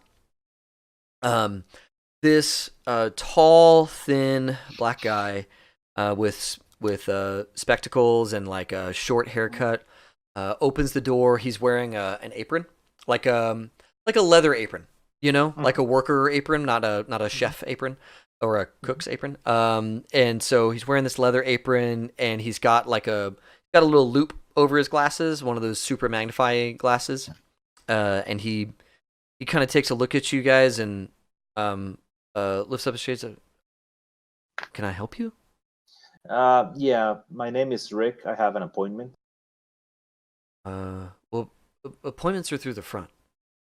Yeah, I'm here to see. Sorry, I forgot the name. Oh, It's, a CB. yeah. But I'm here to see burning chrome. Oh. Okay. Well, yeah. Sorry. Come on in.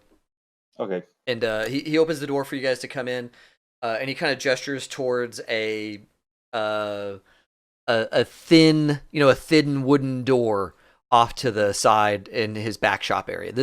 You're obviously in a jeweler's back room. He's got little lathes and little manipulator arms and a little robot situation with big magnifying glasses and all kinds of stuff.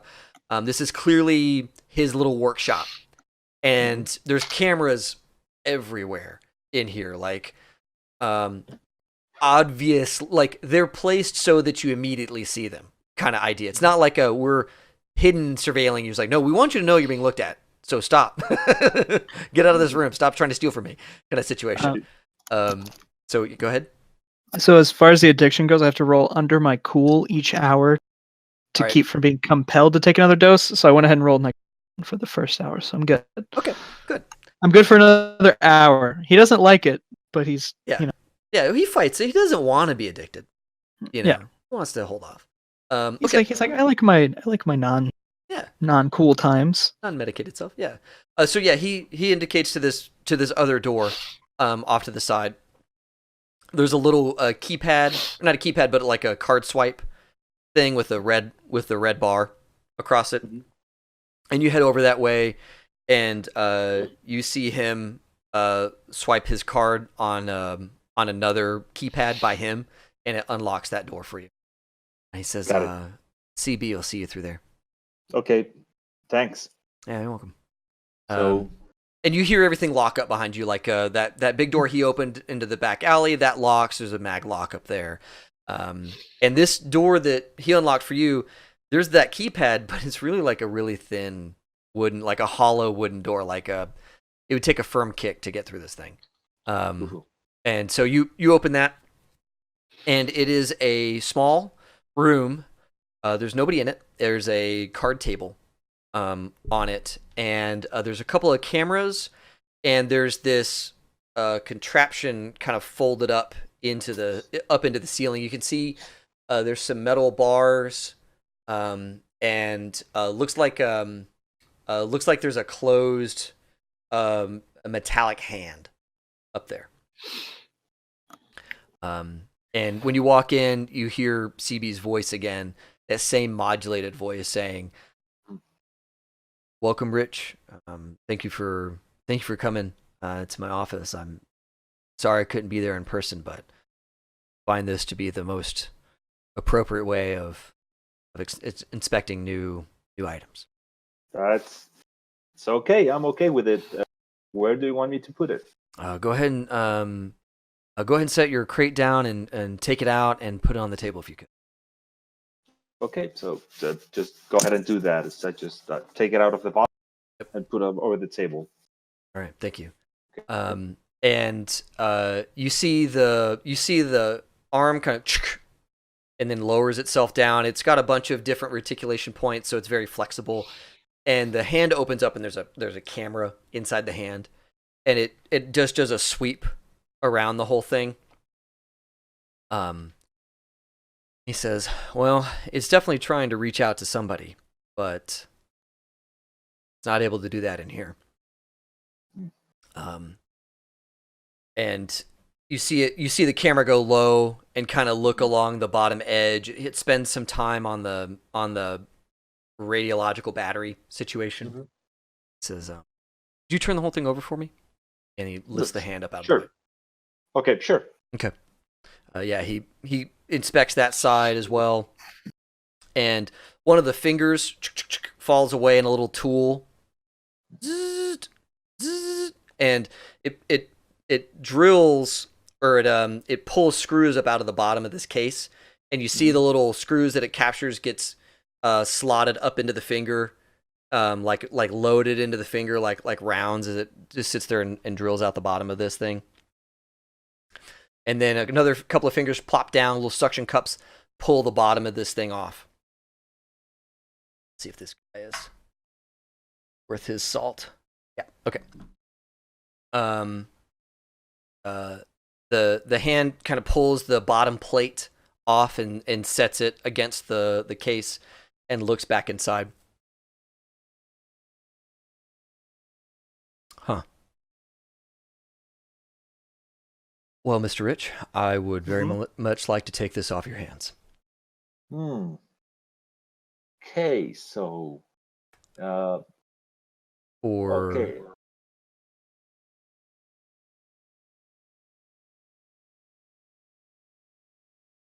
For 4,400, I will tell you what this is. For 40, not 40.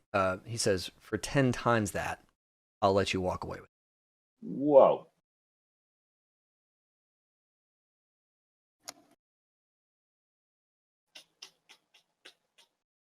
Ten times that. Okay. It's like, man. Okay. I mean, do you really need this? Or is this a hot item that you really need to get rid of? Let's go at it. Let's go at it step by step.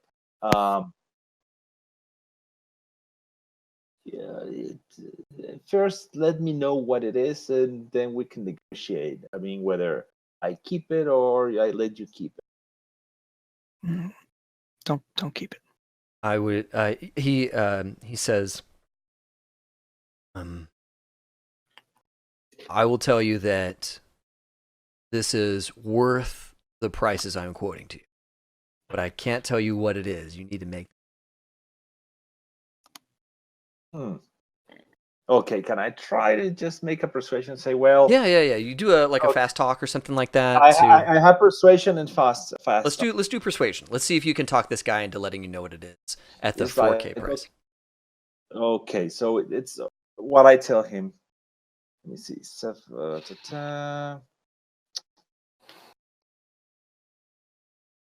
19. 19. Okay, cool. Yeah, you guys kind of go around a little bit, and he says, all right, tell you what. I will tell you the family of technology this is in. And then you can decide. But I won't tell you exactly what it is. Got it. Okay. So this is in the... This is used with AI science. This is not an AI, but it's in that realm of technology. It's in that school. Now I'll tell you what it is, or you can pay me to know what it is and walk away with it. Okay, and let's go ahead. Okay. Yeah, I don't think I really need it. So let's go ahead and do this. I can let you keep it, but I really want, I not only want to know what it is, I want to know how it can be targeted to a specific person. Or, I mean, let me tell you, apparently this thing is transmitting a message and not everyone can see it. So I want to know what it is and why, how come it is, how come that I'm the only one that can actually see the message. So this thing can talk to you? Yes. You have any idea how? Will you set it down and climb onto my table? Sure. Okay.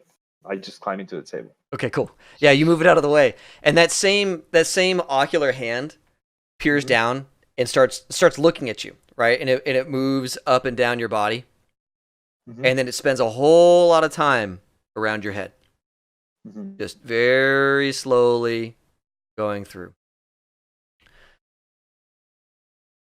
You said your name was Rich? Yep. Or you are a very special person. I would very much like to keep you, but I don't think you're going to let that happen. So, I'll tell you what. For the price on the first object stays the same. To know what's going on with you, what I think is going on, I'm going to charge $5,000 to know. Come on, I mean, you're getting to keep this. That should be more. That should be more than enough payment. So I'll let you keep this, and I think that's probably the best I can do. You'll let me keep the box and not know what it is, but know what's going on with you? Information is very valuable in my circles. That's the reason why there's a price for this stuff. And if I make you pay for it, it's less likely you're going to give it away for free to one of your idiot friends. Man, okay. Man, okay. So you're saying in total it's gonna be $9,000 for everything? Yep. Well, it's going to be 9,400 for everything. 9,400. Man, can I try to talk him down a little bit? Yeah, you can haggle. Yeah, definitely haggle. okay. He does have you kind of by the short hairs because he already knows a bunch of stuff. But yeah, you can totally haggle. Let me see. Let me see. So, okay, I'm gonna go with persuasion and talk. I'm gonna use 5 luck. Love it. Do it, man. So, you rolled well, so you got to do it. Empathy. 29. That's pretty well, dude. All right, you guys go around and around. You play the you play the, hey man, this is me, this is my body. You have to tell me, like, be a human to me, all that good stuff. You play the hard angle. You play the I feel like I'll just be killed if you don't tell me what's going on here. He says, well, Mr. Rich, I will tell you what I know right now for, call it $6,000. I'm going to be doing more research, and I'm going to be doing some looking around. And if I find something that I think you'll really want to know, I may come back to you with another price. Okay, I can do 6,000. Yeah. Okay. That's a damn good roll, dude. That was a really good roll on your part. It's still I'm out of money, so it's still a lot of money. It's still a lot of money. Yeah, I know. All right. That's pretty much. I had 6.5 left, so that's pretty much. That's it. So. Okay. Desperate times. We need a big score. Okay, cool. Okay, got it. Yeah, our money, so we are hard up. Yep. Okay, so Burning Chrome says, so this box that you brought to me is an AI interface.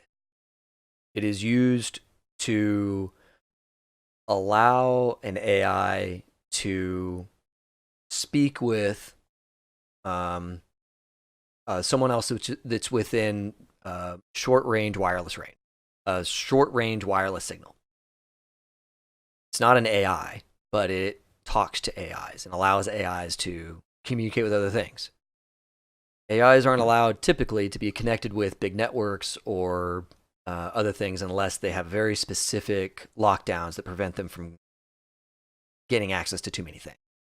Mhm. This is one of the ways they do that. They control AI's access by only allowing them to do these little interface nodes, and then those nodes are key to communicate with specific things. You are one of those things. Inside your brain is a lattice work of little connectors, some between synapses, some between neurons, but you are specifically engineered, full human, but your brain has been changed to allow AIs to interface with you directly. I don't know why. I don't know for what purpose, but I've seen this before. And you are very important to some AI.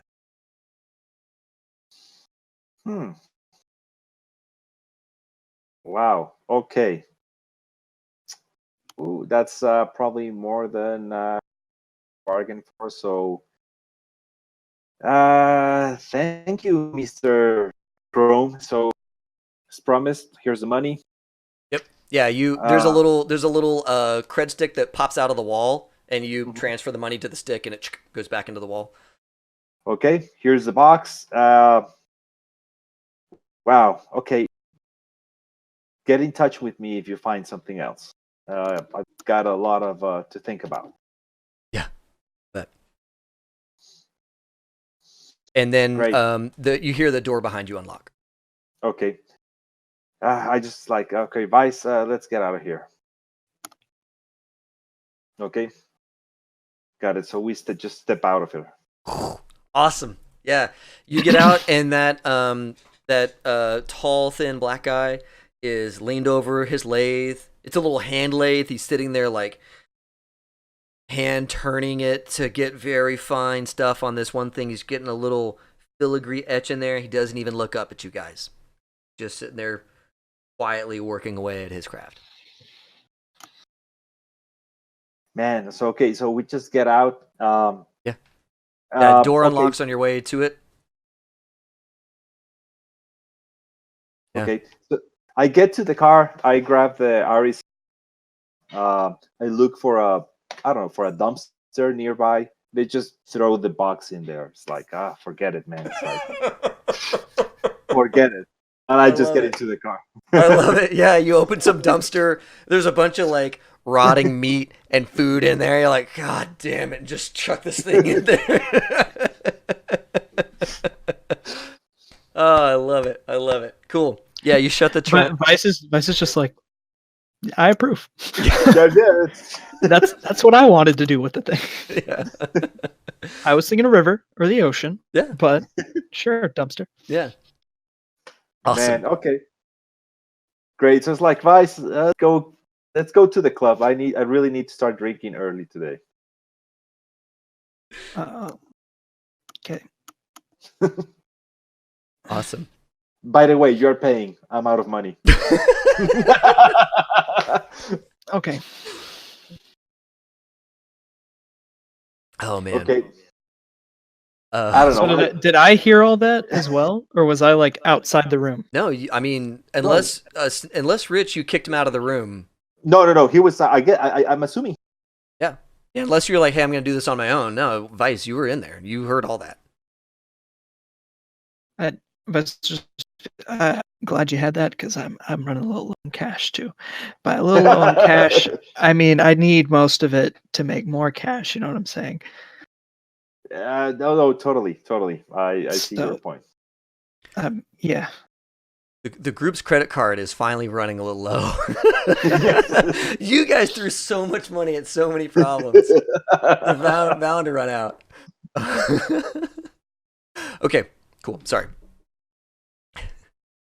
So right now, about what time is it right now? So you guys got started on all this stuff probably around 9, Mhm. right? Mhm. And let's say you guys did your morning stuff, 9:30ish. You started your hunting for hackers, which would have been 4 hours later. So that's one. You know, if you busted right to that place, you probably got there around 2 because there's a lunch rush and traffic and all that stuff. Night City is really bad for traffic, especially on the ground level. Dude, these VTOLs, they just zip all over. There's no traffic for those guys. But for you on the ground, there's traffic everywhere. So, yeah, it's probably 2 by the time you had that conversation. This guy's exam, all the stuff you guys did in there, it took him time to scan you and the node and all that stuff. It's probably 3-ish, 4-ish by now. Let's call it 3:30. I took another dose. There you go. Yeah, yeah. The fact I made it an hour, pretty good. That's pretty good. Yeah, because your cool is way down. Then Yeah, you have to it's roll like a against 3. it. Yeah, no, and then you have to roll against it. It's awful. And it's a cool enhancing drug, so you're not taking it unless you really need it. Yeah, exactly. So it's like, okay, all right. that's cool. I shouldn't have to make any more of that for a while though. Roll my duration. Oh, good. Yeah, that'll last till tomorrow. So That's an Rich. 11-hour duration. Oh, dude. So yeah, you drop that at. Let's say you drop that at 3. Yep. So you're good until 2 tonight, which is probably gonna be right after the conversation in the in the wing. Yeah. If you guys still follow through with that, so good stuff. All right. Yep. Are you going to the Violent Femmes, or which club are you going to? No, so I think given that we have a dire situation with cash, I think we're probably gonna drink whatever Tres has on his apartment. Love it. You go back to Club Trace. Club Trace. Yes. Awesome. Yeah, you go in. Trace doesn't even notice you guys. He's working away. Trace, you take a break about an hour after this, so about 5 o'clock, and you come out of your cave, and they're both back in your living room, drinking something. What are you guys drinking? Cheap vodka. That's all I ask. Some OJ, some soda. Yeah, gin. He hides the. Yeah. You know he's got good stuff. You just haven't found it yet. That's right. Okay, we'll start with the cheap stuff for now, but we'll definitely get the good stuff later. Yeah. Awesome. So yeah, they're sitting there drinking, and looks like Rich has seen a ghost, I imagine. Yeah. It's You all right, mate? It's You don't look like you've had a very. No, don't worry, man. It's just a lot I need to process. It's feel free to drink with me. I'm okay. I mean, I'm not drinking that shite. The good stuff here. It's just get it out. I mean, are you done? I mean, I know Here's you were a false panel. Yeah, Trace, you walk over to your bookshelf and pull like a stack of. There's a whole plate of books you take off, and there's all this liquor. Yeah, perfect. Pull down a bottle of gin, set it out. Sweet. What's all over your face then? It's okay. So I'm not sure. So we finally found out what it was. Apparently, this the whole computer thing. That's like an AI interface, and it's apparently it can interface only with me. But it's I don't know. It's I guess someone did something inside my brain. I'm concerned because this is definitely Arisaka's doing. I don't know. It's just a little bit disappointed. I think it seems like okay. Sorry, Rich. Do they know your backstory with Arasaka? I'm assuming they do. Okay. I'm assuming they do. Yeah. Okay. Yeah. So you guys would know that he doesn't talk about this very often, but he was adopted like at birth by Arasaka, and so yeah. Sorry. Keep going. Okay, so yeah, it's basically I don't know. It's I think I was a little bit disappointed. I think inside the corporate culture, I always thought I was special. Seems like I probably was, but just for the wrong reasons. So uh, I don't know. It's I'm guessing Arisaka is more interested in myself because of something I have somewhere in my brain rather than because of something I did. So I'm concerned. I'm concerned. I'm starting to think that uh, this whole meeting with Sarah, it's just a sham. So, but let's do it. I think I'm walking right into a trap. Let me ask you something. Is Sarah real? Uh, I guess so. You know what? I mean, the only problem is right now. I'm not even sure. Because I mean, let's be frank, right? Or Igor, but somebody's been Dr. Frankenstein in your brain pan since you was wee, right? Mm-hmm.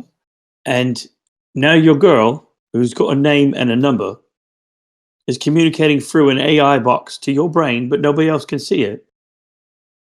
And Arasaka's still pissed off at you for it. Mm-hmm. There's something about the way BC phrased something that kind of I'm feeling I'm inclined to agree with Trace here because the way he phrased it is that you're very important to an AI somewhere. Well, who said that? That was our appraiser friend that we met today. Yeah. The Chrome chap. Yep. Yeah. All right. And so she could be an AI. That's actually Rough, buddy. that actually crossed my mind. Yep. And you know what? And I think the sad part is I really don't have any friends in there. So if you ask me, like, yeah, we went out with someone, it's like I have no way of actually double checking. I have no way of checking if she was real or not. So you can have memories that are memories or memories that aren't memories, and you wouldn't know Well, the difference. Or his girlfriend's an AI, which I don't even think you can pay for that. So that's Well, yeah, the joke's right itself, but I'm trying to make sure my mate's okay before I stop making fun of him. Yeah. Okay. No. Well. Okay. Don't worry, Trace. I think I'll be fine. If it helps as inspiration, you can probably write another song about it. Right. Yeah. I'm okay. I'm okay. I think I probably just need some time to myself. You still want Well, to do this, right? We're going to figure this shit out. I still want to do it. I still want to do it. It's as much as Vice wants to take care of the bozo, I want just to take care of it. But is there anything special about your frying pan that's going to put you in trouble getting in the net or nothing? I mean, you're still fine using the optics and the gloves, like the haptic, and you're not going to get in super extra trouble, right? I'm hoping not. So it's I really hope it doesn't really get us into trouble. So I'm just going that way. And to tell you the truth is, so we got rid of the computer, we got rid of the box. So I'm hoping there's very limited things they can do if I only interface with the globes. What I'm afraid of is that they might actually want to trace us back. So let's once again, it's just let's stick to the plan. Right. You draw a crowd. Let's just try to be sure that we have at least 2 or 3 alternative exit options. Well, we should have a few thousand people there. Yeah, I think. You're I mean, right. yeah, we should be safe. Still, I mean, I just want to be sure that we can have a couple of options just to get out of the building. All right, that can be done. That's easy. Okay, got it. So no, let's if you don't mind. Sorry, I'm a little bit low on cash, so if you don't mind, I think we'll probably take advantage of your hospitality and make yourself at home. I'll go back in the back. I still got a couple of hours to work, and I've got to get everything uploaded and sent just right. Got it. So that we can put some advertisement out. Got it. So hopefully we Wow. can. Hopefully, I mean, we need some cash. So if you can start making some extra money, that'll be great. Well, I'm going to pull some tonight, but that's all I got right there. So don't clean me out. It's no, sure. We'll make sure you have I got you. All at right. least one bottle left. So yeah, don't worry. Fair enough. Okay, All right. So I go back in the back and keep working. Okay. got it. And you let your manager guy know he's already like putting out, feeler, or he's already drumming up hype. Without hearing the tune, you've sold him on it. So he's already hyping people up without tossing out any samples or any of that kind of stuff. Okay. So there's already work being done there. And you've got some messages from him as far as venues for tonight's gig. There's 2 places that he thinks are going to be good. There's a theater that's like a performance hall / community, not community theater, but it's a performance hall / place where people put on musicals and plays and all that kind of stuff. So it has lots of seatings and it's used for lots of stuff. You could have that place for pretty cheap, and most of the ticket sales goes to you. And same with about 60% of the drink sales would go to you, and that would fit about 5,000 people. Okay. And that place would be on the outskirts of town. He thinks he can fill it, or he knows he can fill it. But the only trick is that there's going to be like set pieces from an ongoing play that's like in production right now that you would have to like perform around and not fuck up. Yeah, my intention is to be able to fuck shit up if I need to.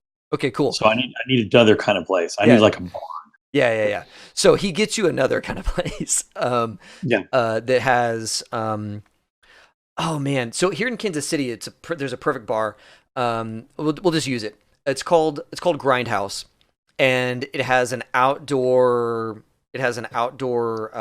stage with lighting trusses and all that kind of stuff. And it's general admission on all the dirt. And then there's some patio seating and some stuff like that. It's a bar and all that kind of stuff, food, drinks, all that kind of stuff. You get a cut of the ticket sales for the day. So when people come in and pay cover, you get a cut of that, especially if they're here for the show. Right. And then all the drink sales, all the outside stuff you get. The inside stuff they keep for themselves, but the presumption is that those people are not there for you.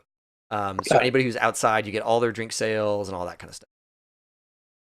So the Grindhouse is going to be able to fit a couple of thousand people pretty easily. Cool.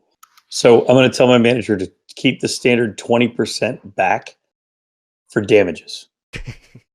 And tell them that we know that, and we know going in with Grindhouse that that's what we do. Yep. So Grindhouse knows that I'm not stupid about damages, so that if I get a reputation for causing damage, I also have a reputation with the places for fixing it. Yeah, perfect. That makes sense. And I would rather make less money and have a good relationship with all those people than other way around. Yeah, and I was looking at, if that's been your habit, then you are continuing that reputation. Is what I would say. You'd be reinforcing that reputation. Good stuff. Yeah, because I want everybody, the public, to think, oh, it's a fucking riot every time we go. But the venues to think it's worth it because he covers the riot. Yep. So, and I was looking at charismatic leadership. My ability to influence is my number squared times 200. So I'm a 7.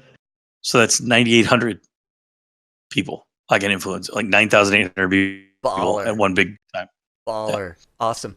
So with that kind of number, you know that Grindhouse can fit a majority of those folks.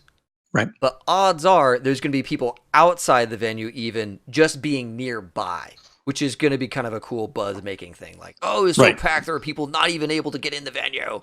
So that's good. But he was so cool, he set up speakers so they could hear too. You know what I mean? Yes, absolutely. And that's kind of his thing, is he wants music for the masses. Yeah. He has kind of almost a Kid Rock approach to that. Like, keep ticket prices low so people can get in and all that good stuff. Awesome. Yeah. Awesome. And that also keeps you from making tons of money, even though I'm super talented, but at the same time, it keeps you where I want to be. You know what I mean? Right. Which is not corporate. Yeah. Yeah, exactly. You're not selling like $500 tickets. You're selling like, Right. yeah, Yes. perfect. I'd rather sell 100 $5 tickets Yeah. and have those fans be rabid fans, you know? Mhm. So, Okay, cool. Yeah, you guys are setting that up, or he is setting that up. There's already people blowing up all the social media stuff about, surprise, flash, flash concert tonight, everybody drop what you're doing, get out there, call into work tomorrow because you're gonna be all fucked up.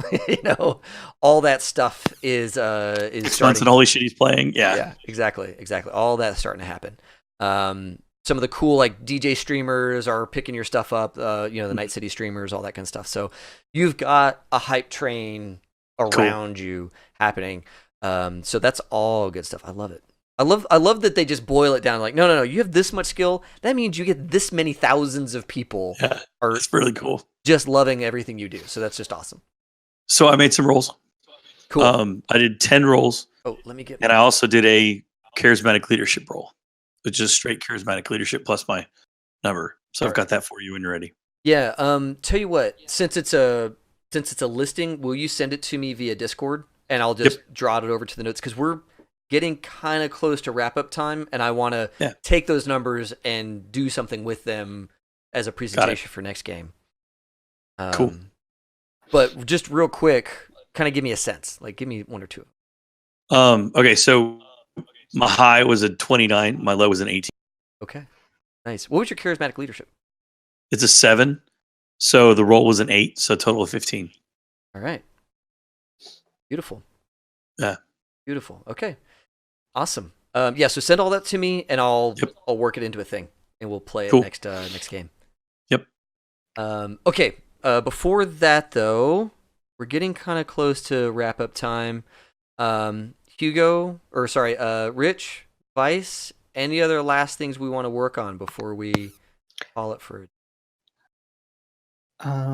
Something I'm going to work on for next week is I'm going to send you some numbers on what I intend to make. Like we can get together on like what is possible for one person to do over the course of a weekend. Yep. Because I have some difficulties. I have a masterpiece work that would be a hallucinogen that lasts for hours with no side effects, which is a difficulty 30, which is within my realm of possibility. Yeah. Awesome. Okay, yeah, we'll work on that offline. So, yeah. Definitely. Rich, anything else that you need to get in? No, I'm just waiting for the meetup. So I'm okay. Yeah, it's kind of funky. I didn't know how far we're going to get through today. It's interesting that this one day is going to be a 2-parter for us. But I think that the next half of this day is going to be a lot going on because we're going to have the concert, we're going to have the trip into cyberspace, see what happens there, and then of course your lab is going to be coming online at the end of the following day. So there's a whole lot that is probably going to get crammed into next session, which is going to be a lot of fun. Mm-hmm. Well, awesome. Everyone who has been tuned in and watching, somebody from KC is in the Twitch stream is like, dude, it's a sick place. Awesome. So anyways, everyone who's been watching, thanks a ton for watching. This is High Shelf Gaming. I'm going to keep the D&D flag because screw that guy who was all mad at me for using D&D as the flag on Twitch. Here's what that guy thinks, honestly. Of the millions of people that actually get online, one opinion hurt our feelings. Moving on with my life. Even our stream is punk rock. I know, right? Everybody in the stream's like, dude, whatever. I love it. So everybody who tuned in, thanks a ton. Thanks for all the nice stuff in the comments in the Twitch stream. I super appreciate it.